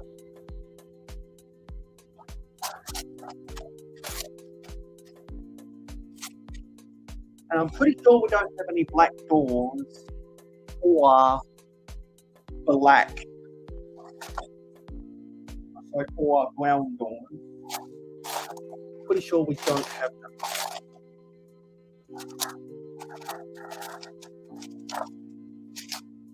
I'm going to have to use panels instead.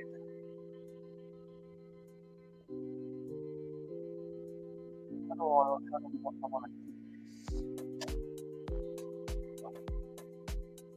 Oh, I need to get another.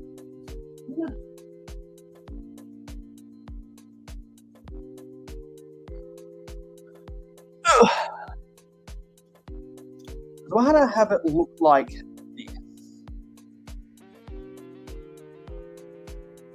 I'm going to have some slight extension up top there. I'm going to have a slight extension.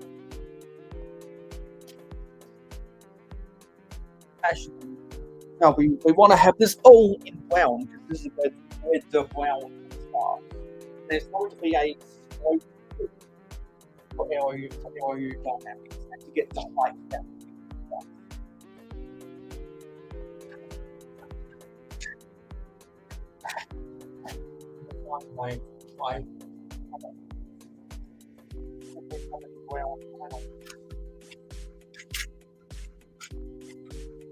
The 1x4 brown. And there's another 1x4 brown. Let's keep going.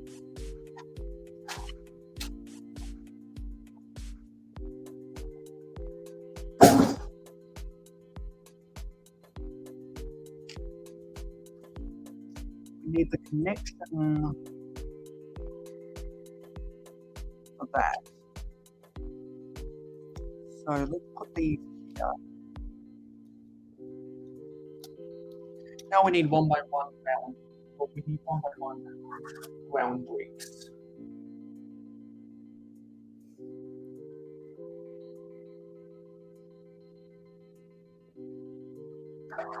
We don't have any. That sucks. Because I would have used them all on trees instead. And have to build some with square plates instead.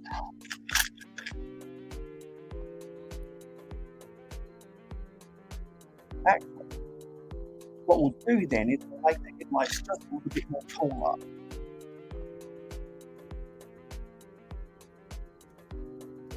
Just a little bit more taller.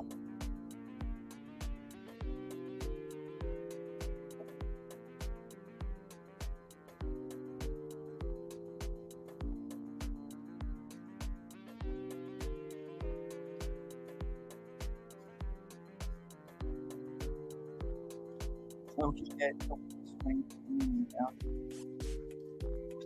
So make sure to push down these pieces. Get the correct height.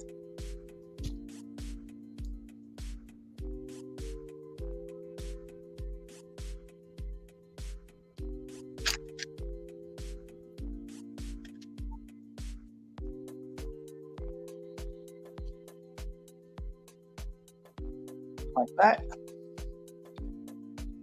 And basically we're going to have a big box section at the back here.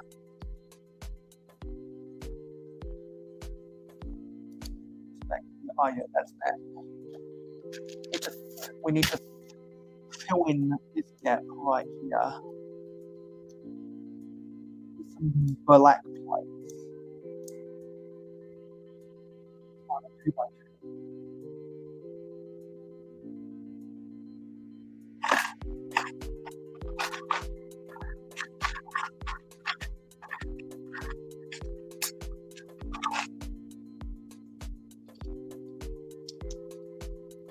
So we have a nice flat space back here.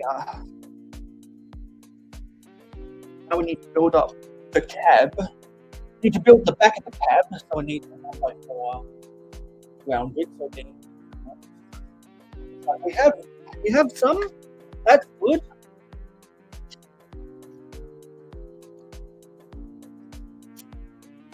But we do want to fill out the back here. So we're going to do some cross get this all to line up. I'm going to pretty much use the rest of the brown bricks we have in my collection to accomplish this goal. Because I've used a bunch of my other brown bricks on my Ewok Village mock, and I made a video about my Ewok Village. If anyone wants to go back and watch that on the replay, I uploaded it on May the 4th be with you if anyone is interested.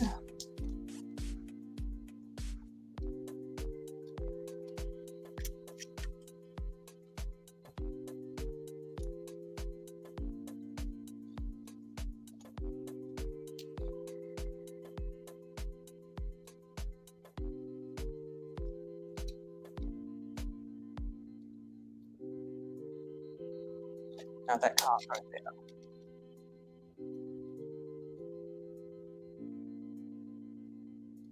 And that has to be like that.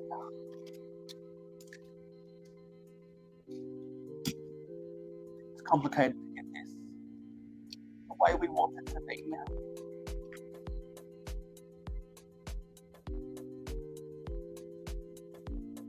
With the shape of this thing.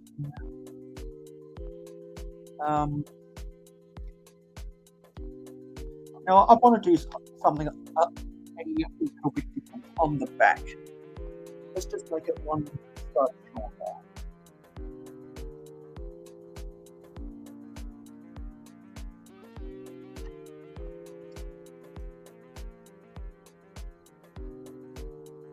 And come to think of it,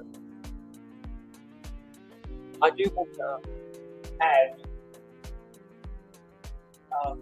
some snot with my brown snot bricks.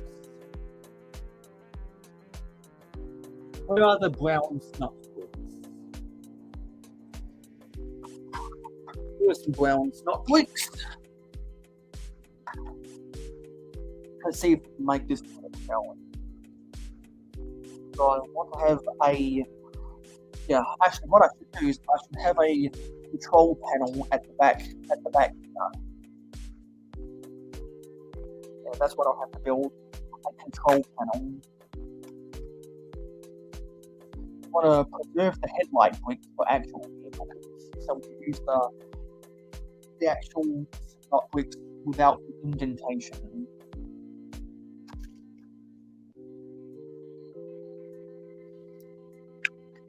Now we've used up all of that stuff. So we'll do a different technique to preserve at least one of these brown bricks.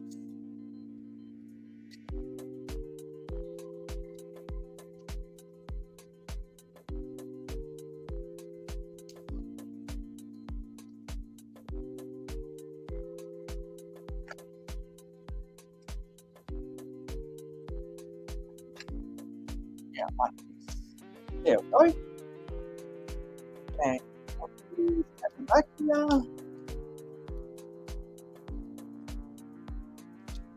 Put that over here.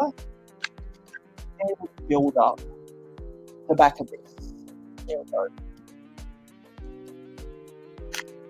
So you see the shape that we want. We're going to build a doorway with some panel. Okay. Now we need a 1, 2, 3, 4, 5. Yeah. We need to build the equivalent of a 4x8 round color. We don't have one now. Or do we? Actually, here is one. Here is a 4x8 round plate. They can go like that. Go like that.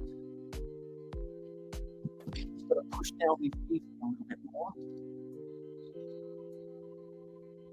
It's sticking up for whatever reason. Ugh.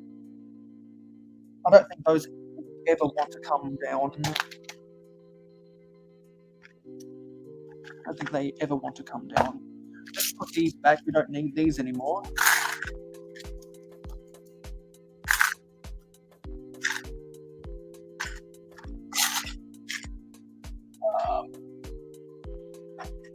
There's a right there.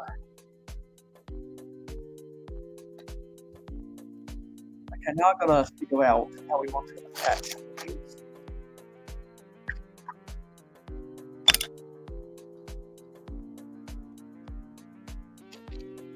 Rotate this around. And that's got to go like that. That's got to go like that. So we need a like,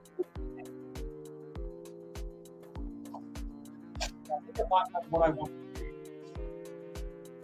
I'm going to slide things out of the way behind my chair so I can get better access to some of the stuff behind.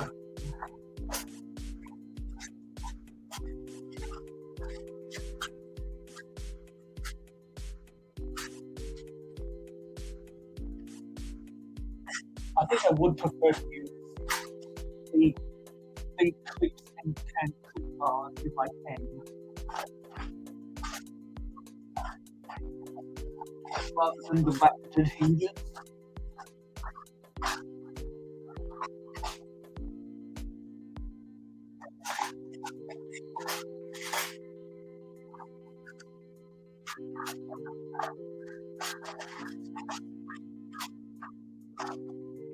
What are those? I don't know.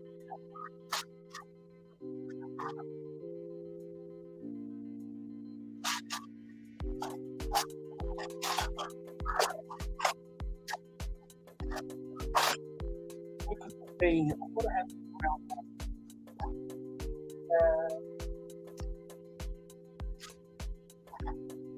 is it? They might be.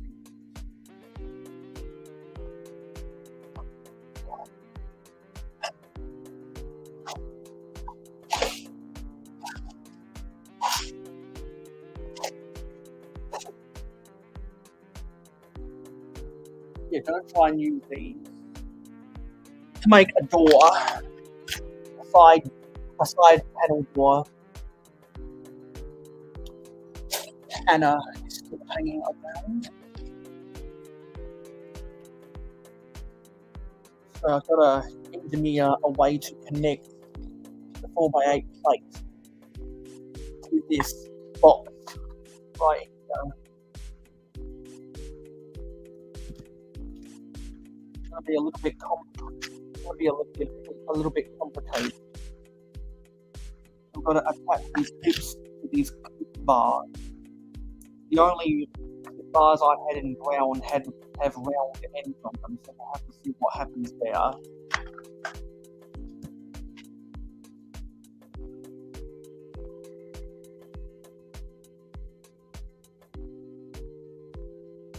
It's going to be a little bit tough to make this work.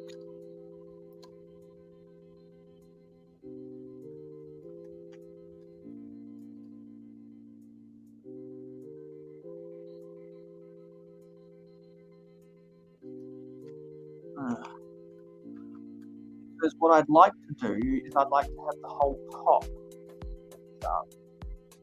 like cooked. Actually, you know what? What if we do something a little bit different? Let me see if I can experiment with some of these elements.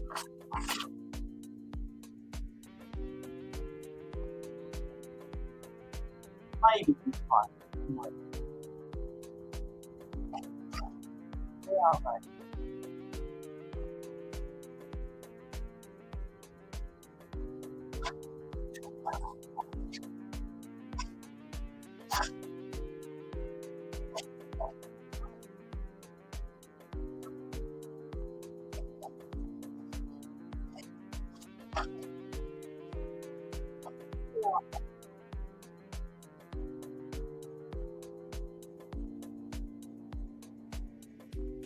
I don't know what I've done with them.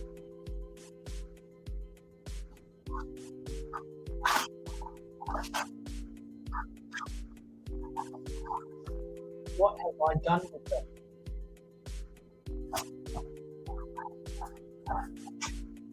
Ironically, I'm looking for some flat hinges.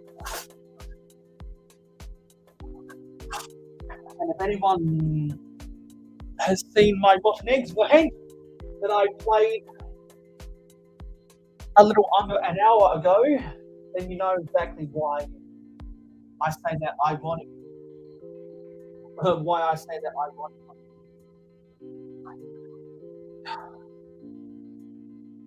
But it might be the pieces I need to accomplish this shape.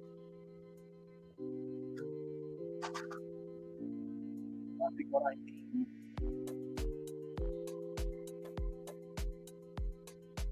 I'm not like that.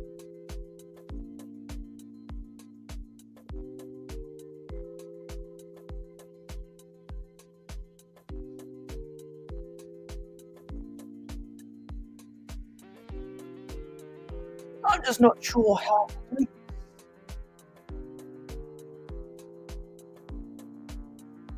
Shape I want.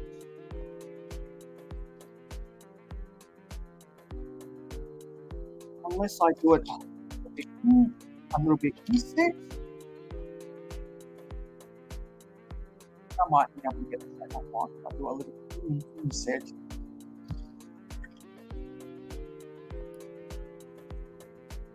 Let's try something.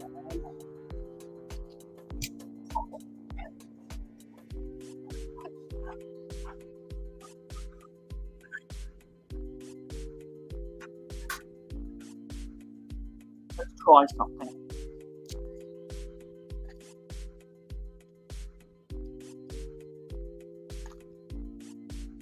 I need a 4x4. I have it. Yes, I do. Put this up top here. For the roof, let's see if this will work. Get it to fit. No, it's not going to fit.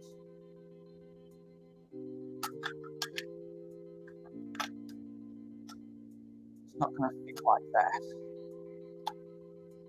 So what I've got to do is I've got to do something a little bit different, and I've got to be careful with these brown plates because they could be the brittle brown. So I want to be careful. I want to be careful when handling these things. Get this wood separator and wedge it underneath here.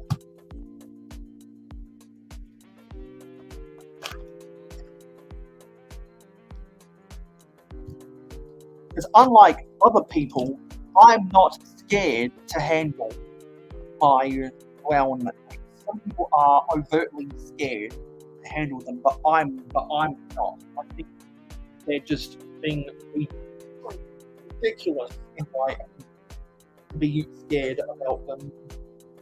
That's just my opinion. I think they're being way too scared. If I have a 1x10 round plate. And if it's anywhere, it'll probably be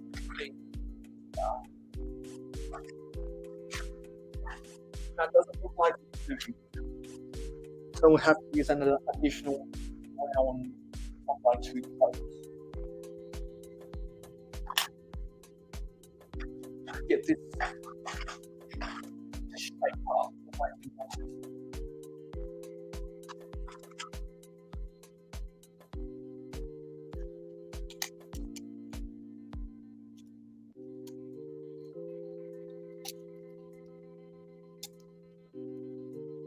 So we got that around there like that.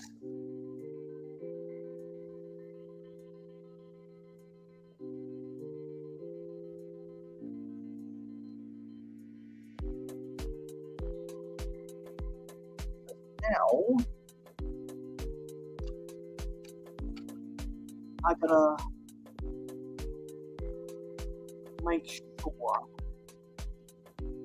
that that'll plug into place.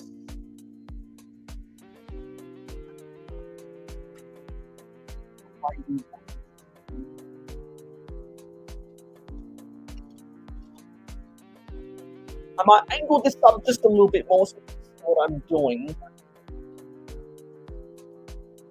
Try to get this to line up.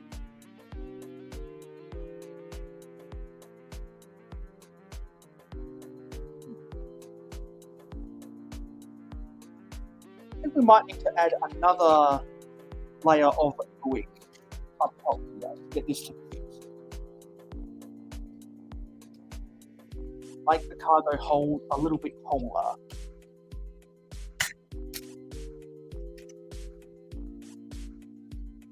And make this that a little bit more stable. What we'll do is we will use plates instead of additional bricks.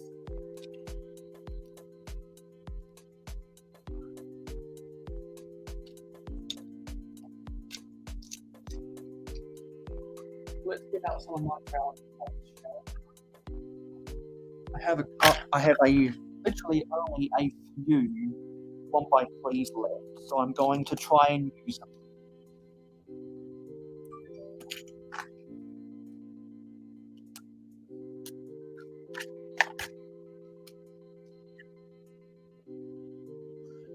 Means we need these out again.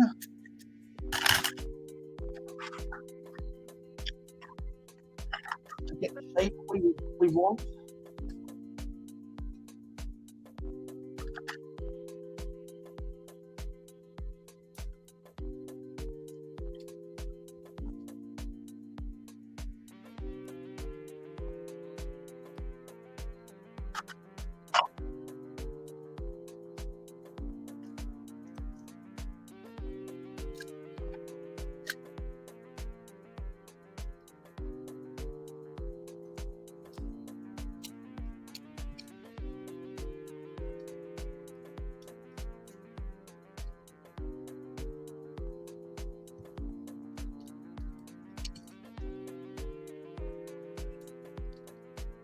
Another plate layer. Now we need 1x4.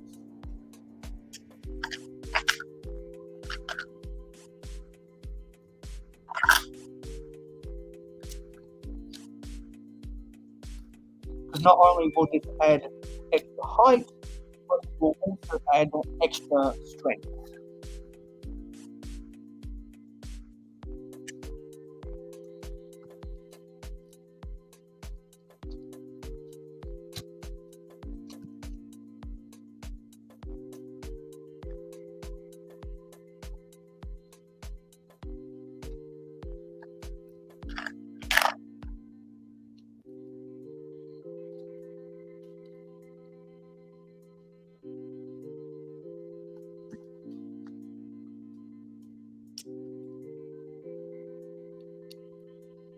Including the what's it? No, let's change this.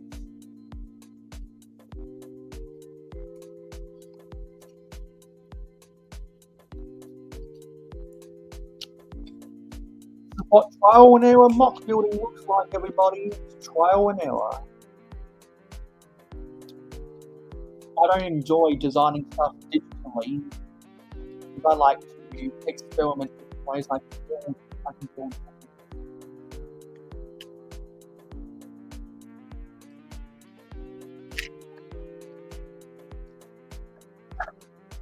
When I like something that sticks, then I can go copy paste, copy paste, copy paste. That's going to be much better like that.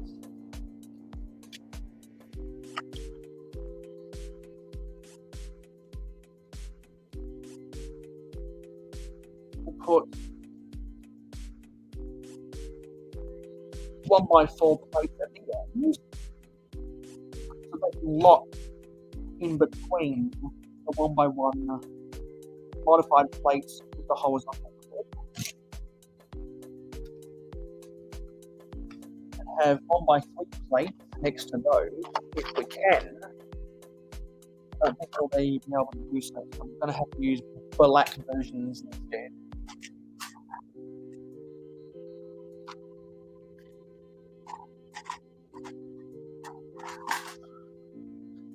I don't mind using black here because that'll actually line up with the black clip plates we're using. And in front of there, we can use the brown 12x6 plates. So you can see that shape right there to get the slot for the clip plate. And we can sandwich those in. And that lines up quite nicely.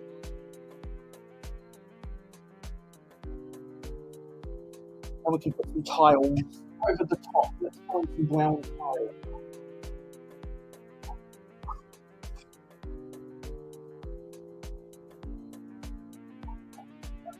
What do we do by 4? But we did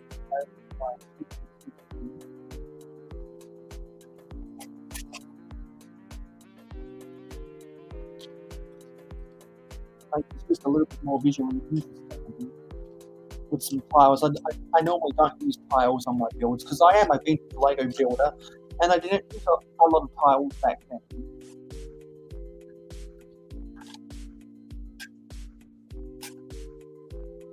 I only use tiles where they actually needed to. In today's build, I think Lego designers overuse tiles. You can see all the complexity we had to do to get those clips to line up in there. And what I'm going to do is to close up this gap. I'm going to get some modified plates from the widget 2.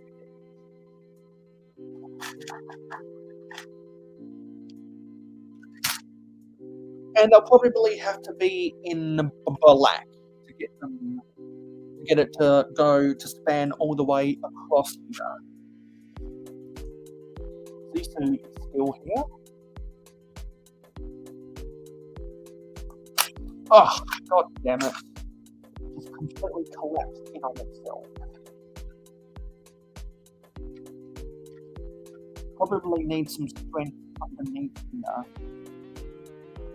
We need an additional 1x8 plate to hold this under.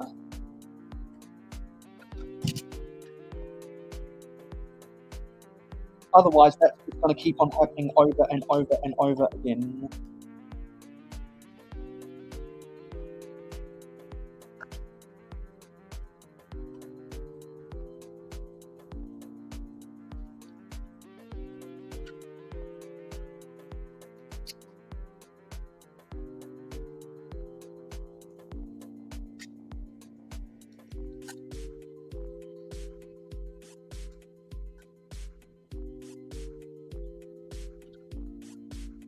Oh.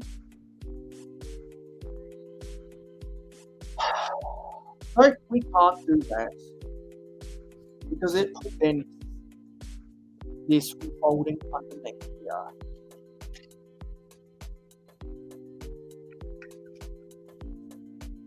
It's always got to be something. But that's trial and error for you. Always got to be something.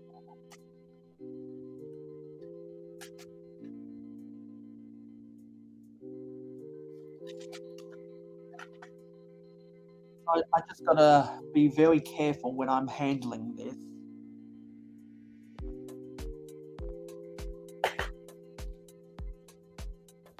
That it doesn't come loose while handling. That's just keep on breaking off.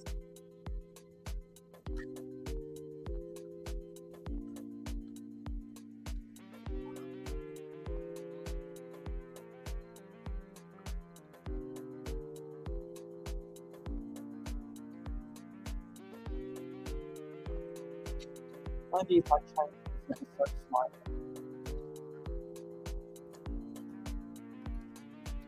Change the way I place these tiles, maybe that'll make it better.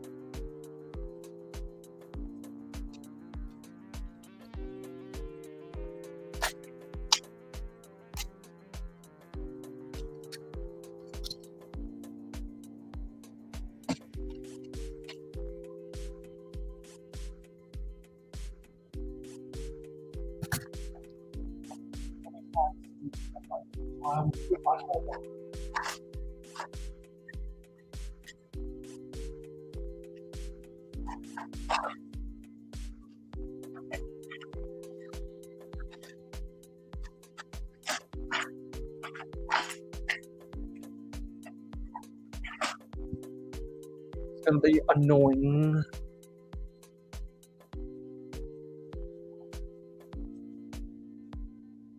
It's gonna be really annoying.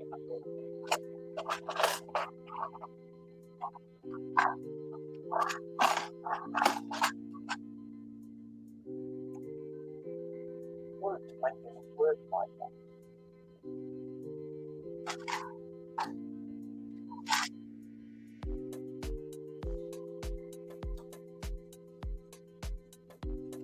And I'm wondering why on so many different elements. It makes it impossible. You know what? Let's try with these instead.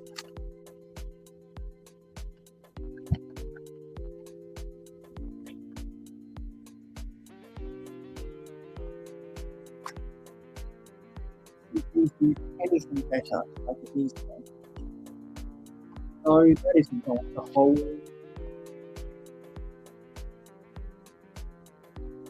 That's not going to do anything.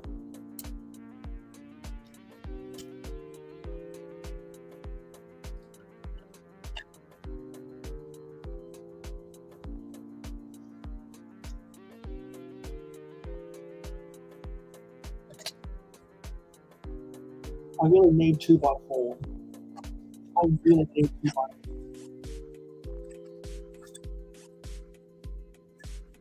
Let's just try them in black, see if that does anything.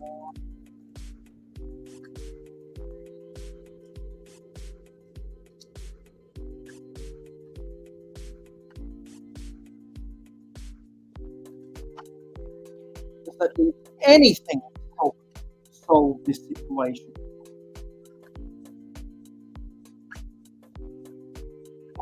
No.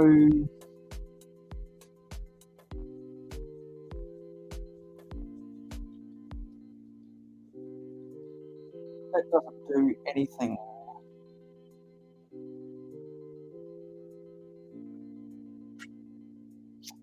There's just too much friction even in these.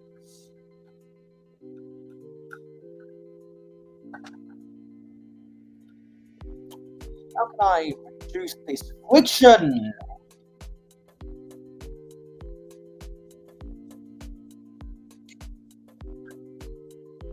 Or just keep on popping out over and over and over again.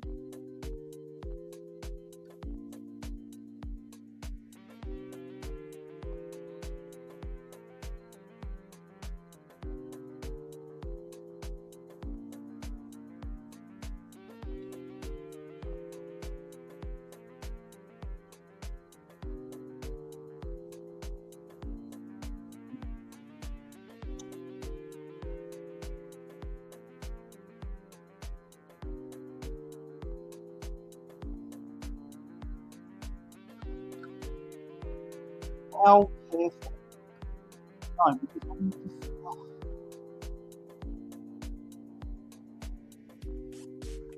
What I've got to do is I've got to take this position got to work.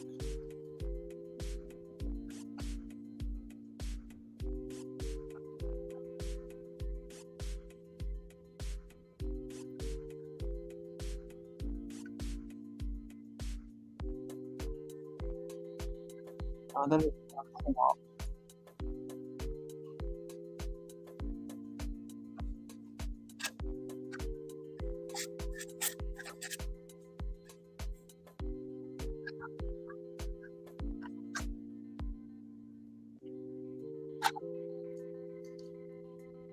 I was really hoping this would work, but there's just too much friction in it.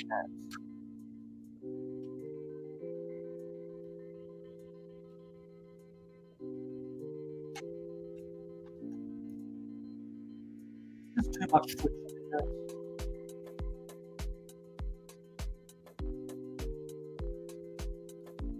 I need to change this design. I can't go with that design.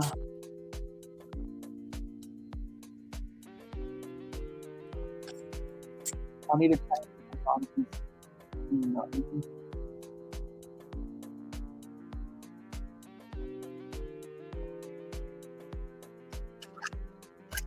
Let me see if this will work.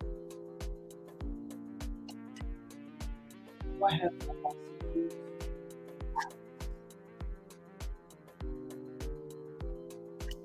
There's a one more.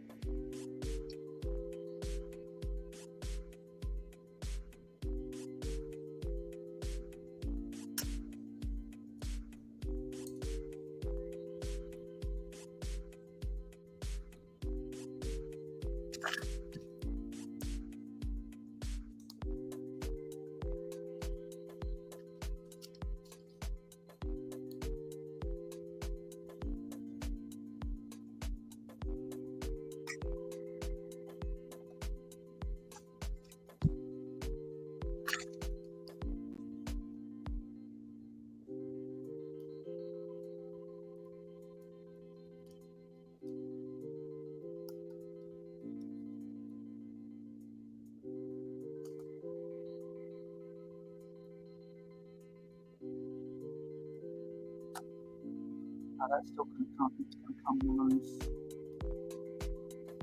Let's try put reinforcement underneath.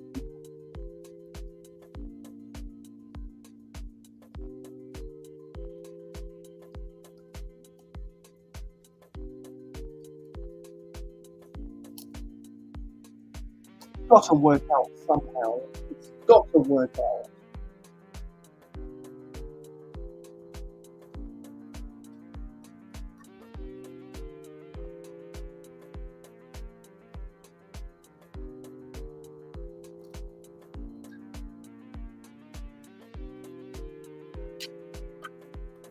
Got to make this work.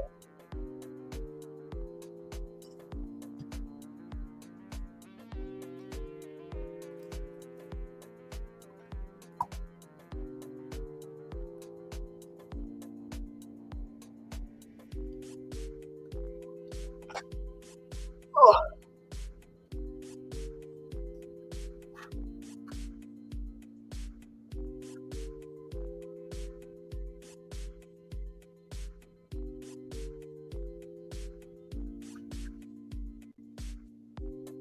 At least it's not popping out at the underside.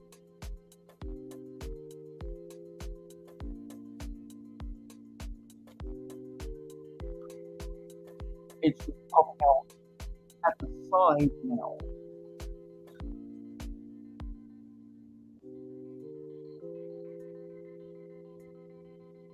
And it is a little bit wider than I would like it to be.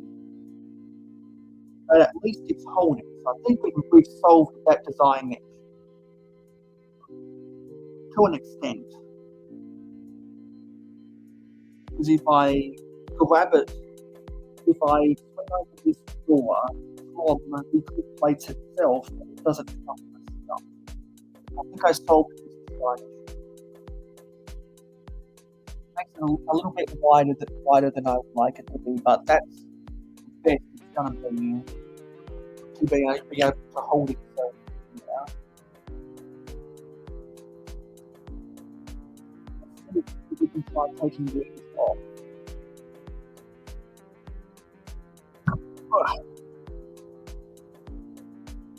Let's see if this affects what I'm actually placing with these brown tiles.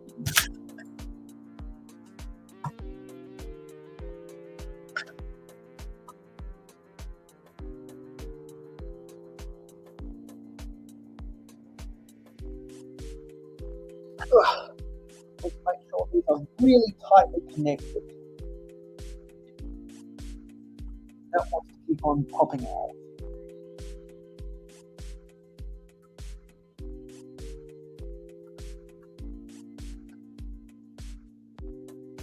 And let's grab it from the hinges and leave it on.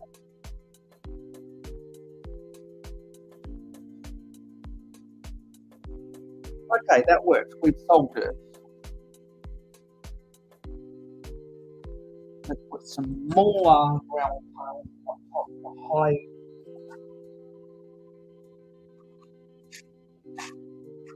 the black on the roof. There we go. Okay, so we got that worked out. you've got the side door, and that's the most difficult part about the whole wheel. It is by far the most difficult part of the whole wheel. So we should be on the home run stretch now. I like this. So let's do the whole series. Do the whole series on what to get a control panel back here.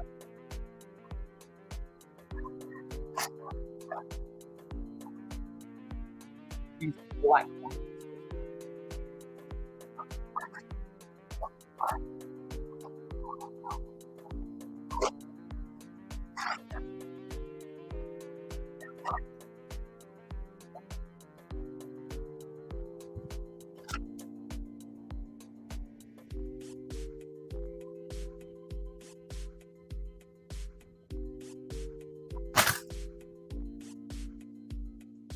A difficult thing that needs to be unstuck.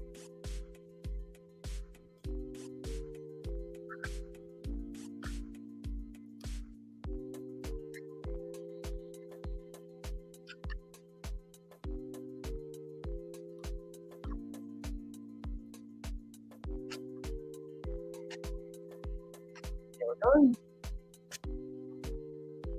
And I'm going to stick a whole bunch of control panel type things back here.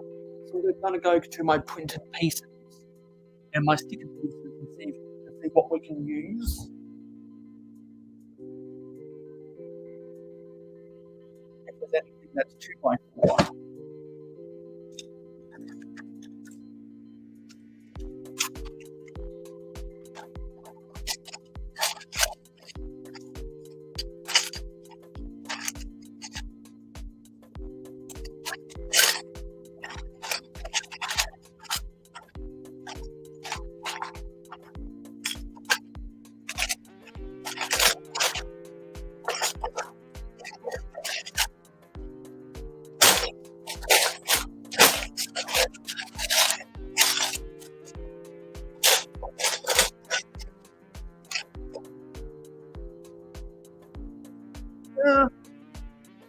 I might try and use this sticker element right here.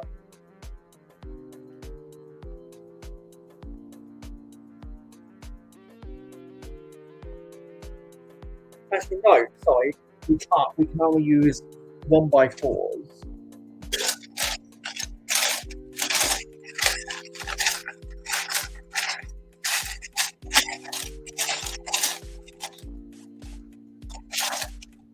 Yeah, we can only use 1x4s. In that case, I think I might go with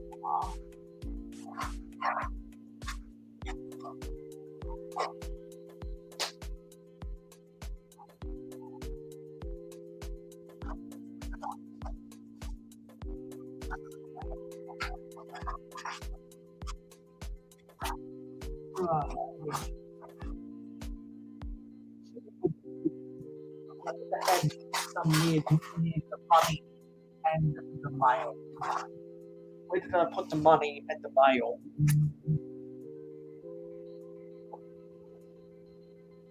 Where would I put them?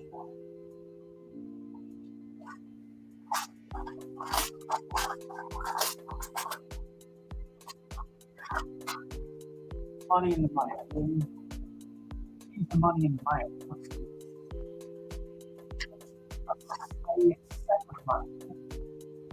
Yeah, let's do some from here.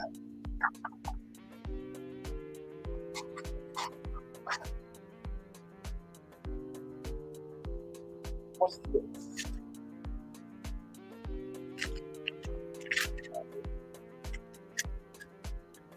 Let's try use this one.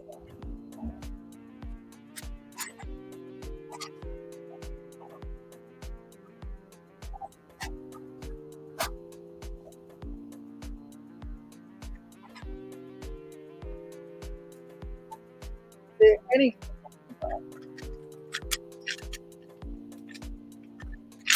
else that doesn't even belong there.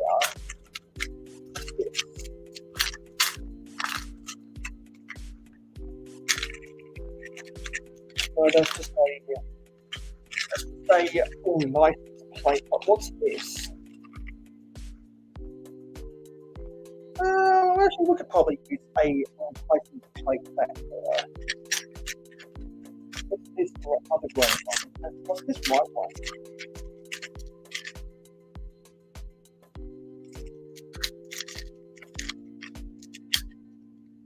That's just another license plate. A bunch of license plates back here. That doesn't belong here.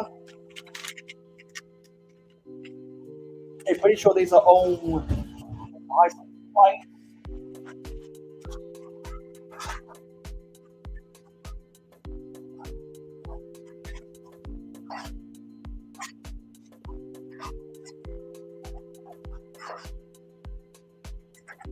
See what's here.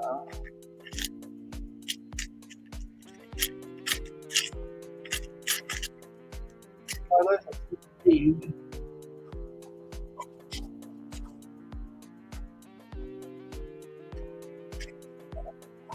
There's flag. That's not what we're after.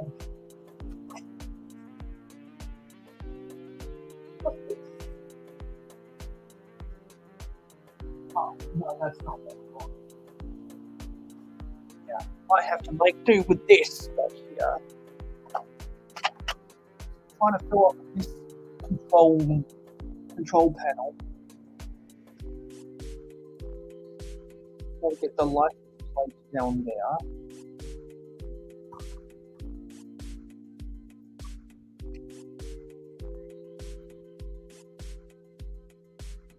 Set up the license plate. Those are speedometers.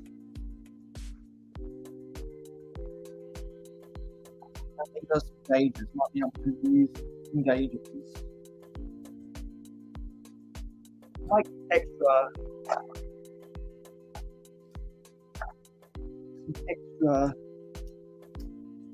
tail lights back here to the side of the license plate.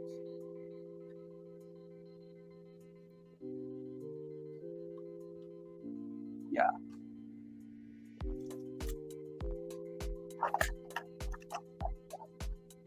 I think those are all the gauges that we need, and we'll fill out the rest with 1x4 round tiles. Yeah, so we've got just a tiny little control panel back there above the license plate. And we'll smooth off this area at the top.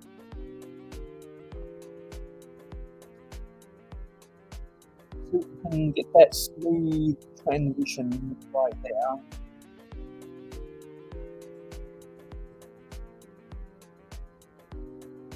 And now we can start building the roof of the cab.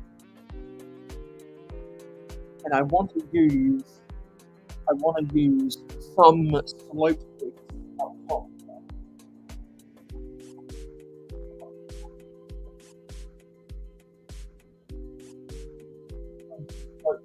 There. Let's see if I have the wrong slope bricks.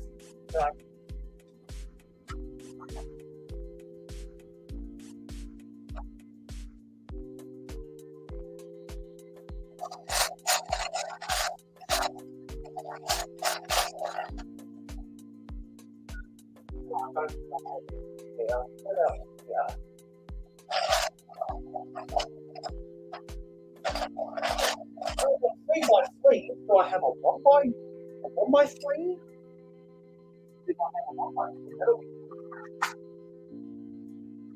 Yes, I do. Because I don't have any 4x3s. We'll have to make do with a 3x3 and a 1x3.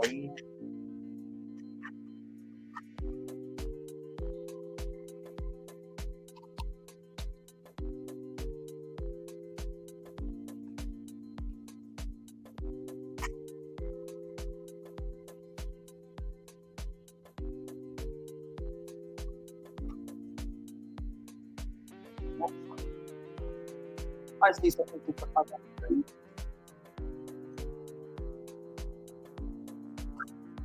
reverse the direction of them.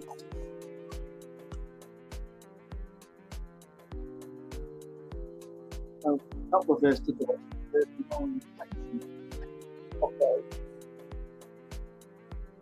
We use 2x2 blades.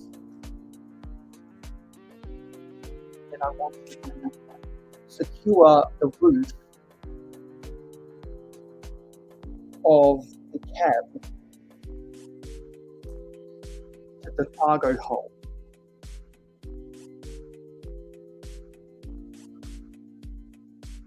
I can test a minifigure beforehand. So let's get one of my mayohosko sig figs to test it and leave the cap on.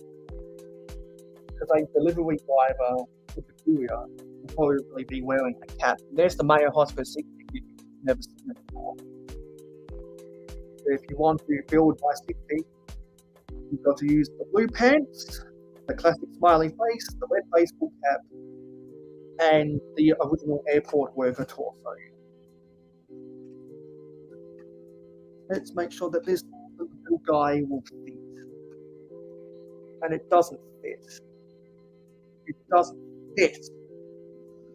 Okay. So make it have to make it fit. Actually, you know what?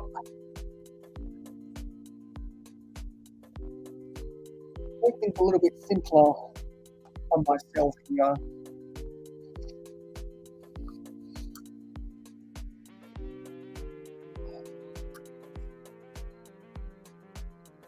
Come on.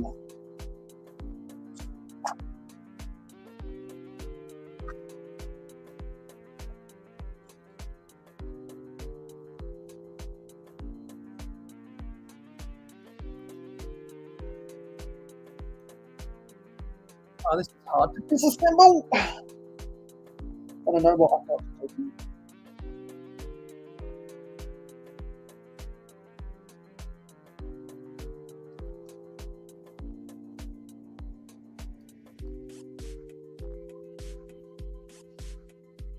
Come on! There we go. Unfortunately, I'm going to have to get rid of the seat. It just doesn't fit. It just doesn't fit. I'd rather remove the seat than extend the height of the roof.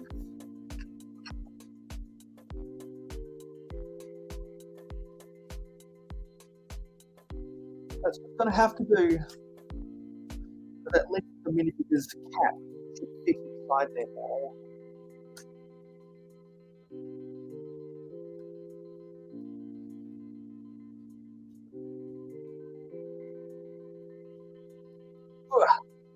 I'll make sure these slopes are down the right way.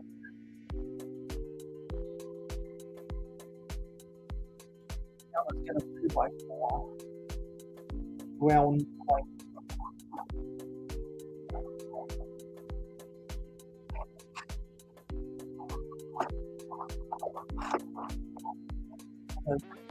I think I'm going to find it. Let's use the tile. There we go. And there we go. There it is. There's the finished product. The exact shape I was after. The exact shape. I'm really happy with this. I'm really happy with this. The exact shape of a brown box-shaped courier van. This will be for all of the packages in my post office. This will be for all the express mail and priority mail. You can see it's smaller. And I have a mail van in my city I need to put back together. But I'm really happy with these two, and it's taken me a little under 3 hours to put them together.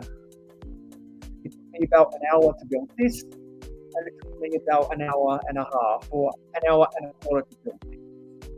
I'm really happy with that.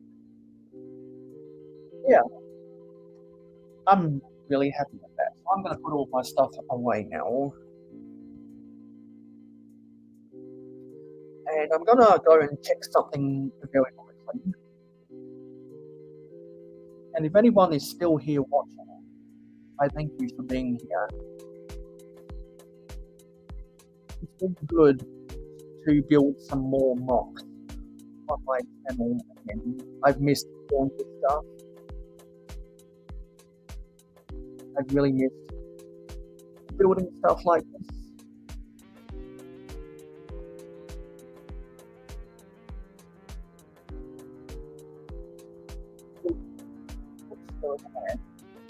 This is the stuff that really makes me happy. Building mocks. It's been way too long since I've built mocks, and I'm going to keep this momentum for the rest of the day, building even more mocks. I'm going to do the final touches on my post office, and then I'll be able to place it into my city, and then I'll hopefully be able to clean up my city today and film the city update, which will probably be an early access for the pledges over on Patreon. So if you want to get early access videos, then make sure to pledge to me on Patreon. And there's a whole variety of other perks that you can see in the scroll bar down the bottom that you get from pledging to me on Patreon.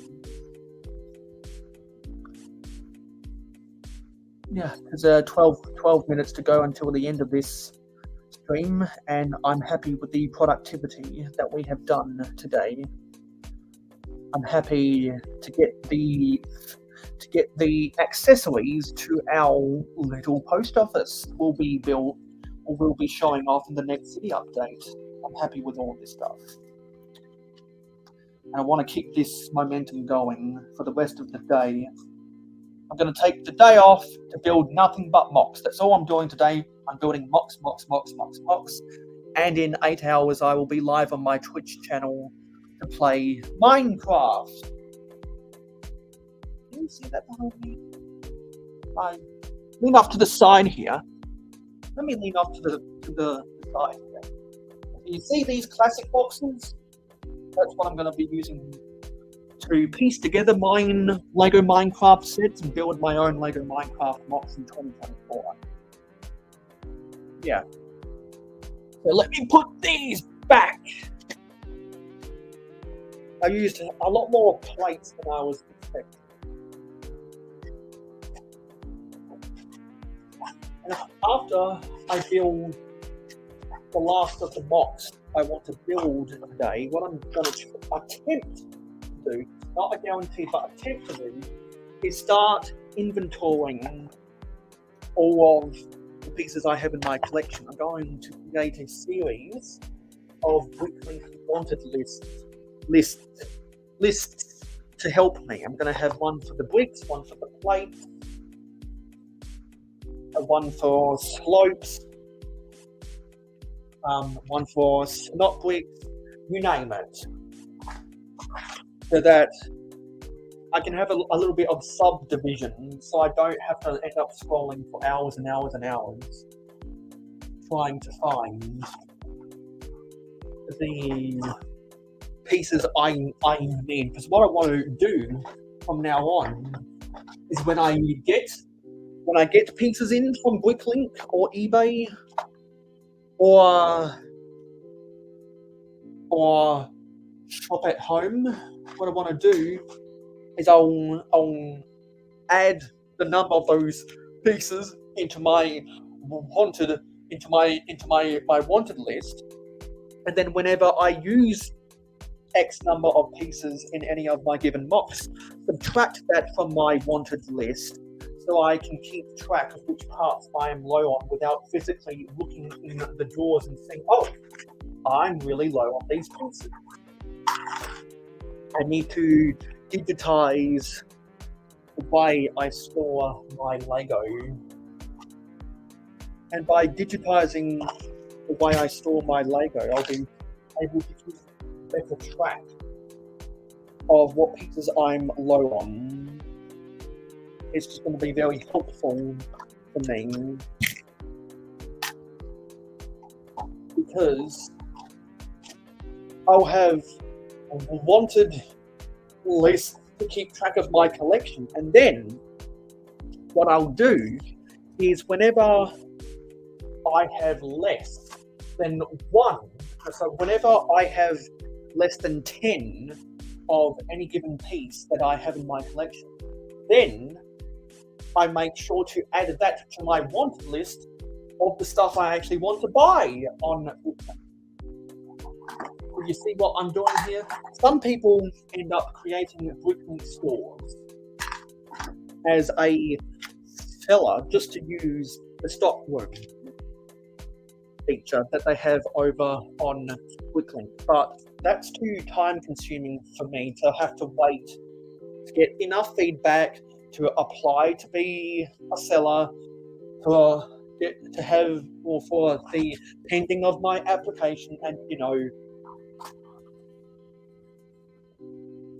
I could wait around all month waiting for that crap to happen, or I could just find a different way to do it instantly. And that's what I'm going to do. That's my plan, and therefore I don't have to wait on anybody to accomplish my goal of digitizing my past inventory. I want to keep these gauges out because I'll be using them in other projects I'll be building today. Probably not going to be doing any more vehicles, so I'll put these train pieces away. Don't need them out right now. Because I'm going to finish off my post office, and I also want to try and make and disassemble some of a couple more of my Ninjago sets to build the noodle house. That because on my last update, I asked the viewers which would they rather see. Would they rather see a noodle house or a sushi bar? And a noodle house got more. Not a noodle house. Would they rather see a sushi bar or a tea house? And tea house one, I've already got a noodle house that came with the Lego Monkey Kids of Lantern set. So eventually, I want to have a sushi bar, but I'm going to be building a tea house after I complete the post office.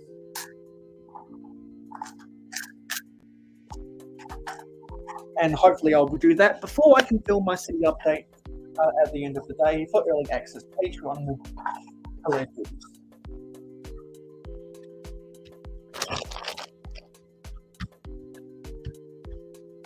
I'll put these off to the side here. I'll have these mocks out on display right here. Well then, that concludes today's live stream. Let's do a quick recap of everyone who left a comment today. So, who did we have today? We had Blueberry, Macro Bricks, Redcoat Kyle, Anna Nicole, Scott's Block, Eggplant Head,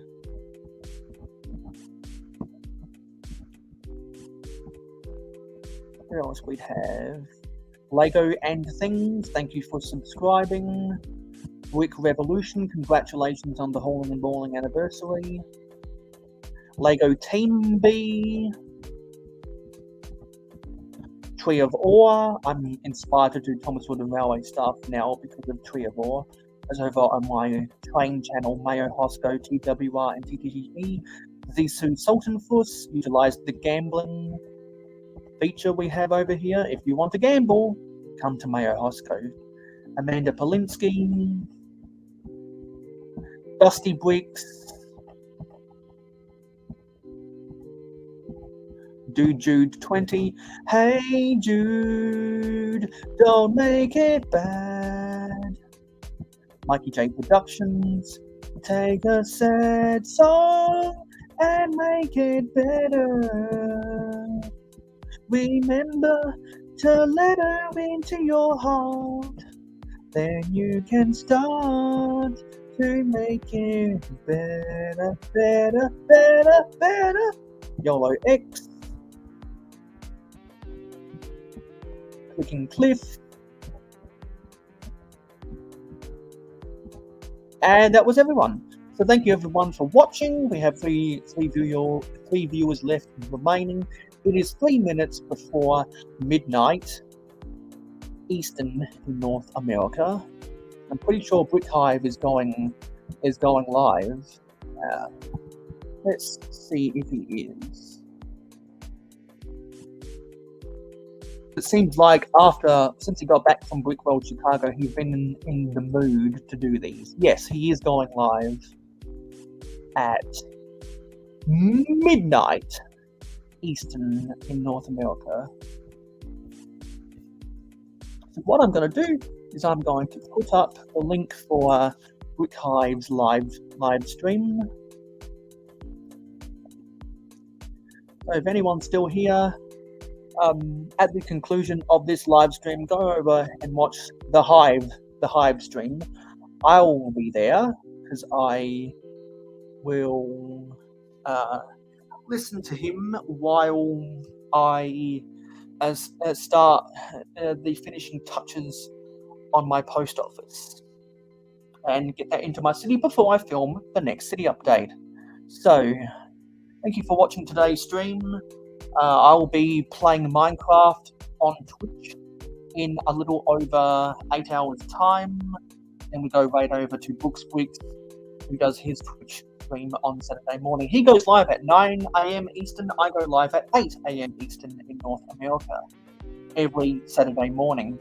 And I play Minecraft with my two friends, Venomous Taipan and Captain Matt. So if you want to see us playing Minecraft together, definitely make sure to come follow me on Twitch.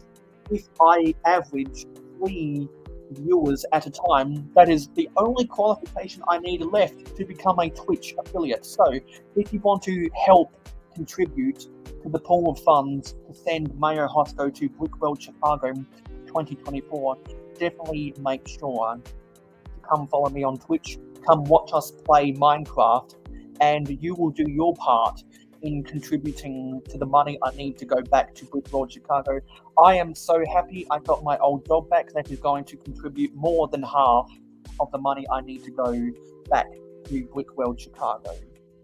I'm very happy I got my job back.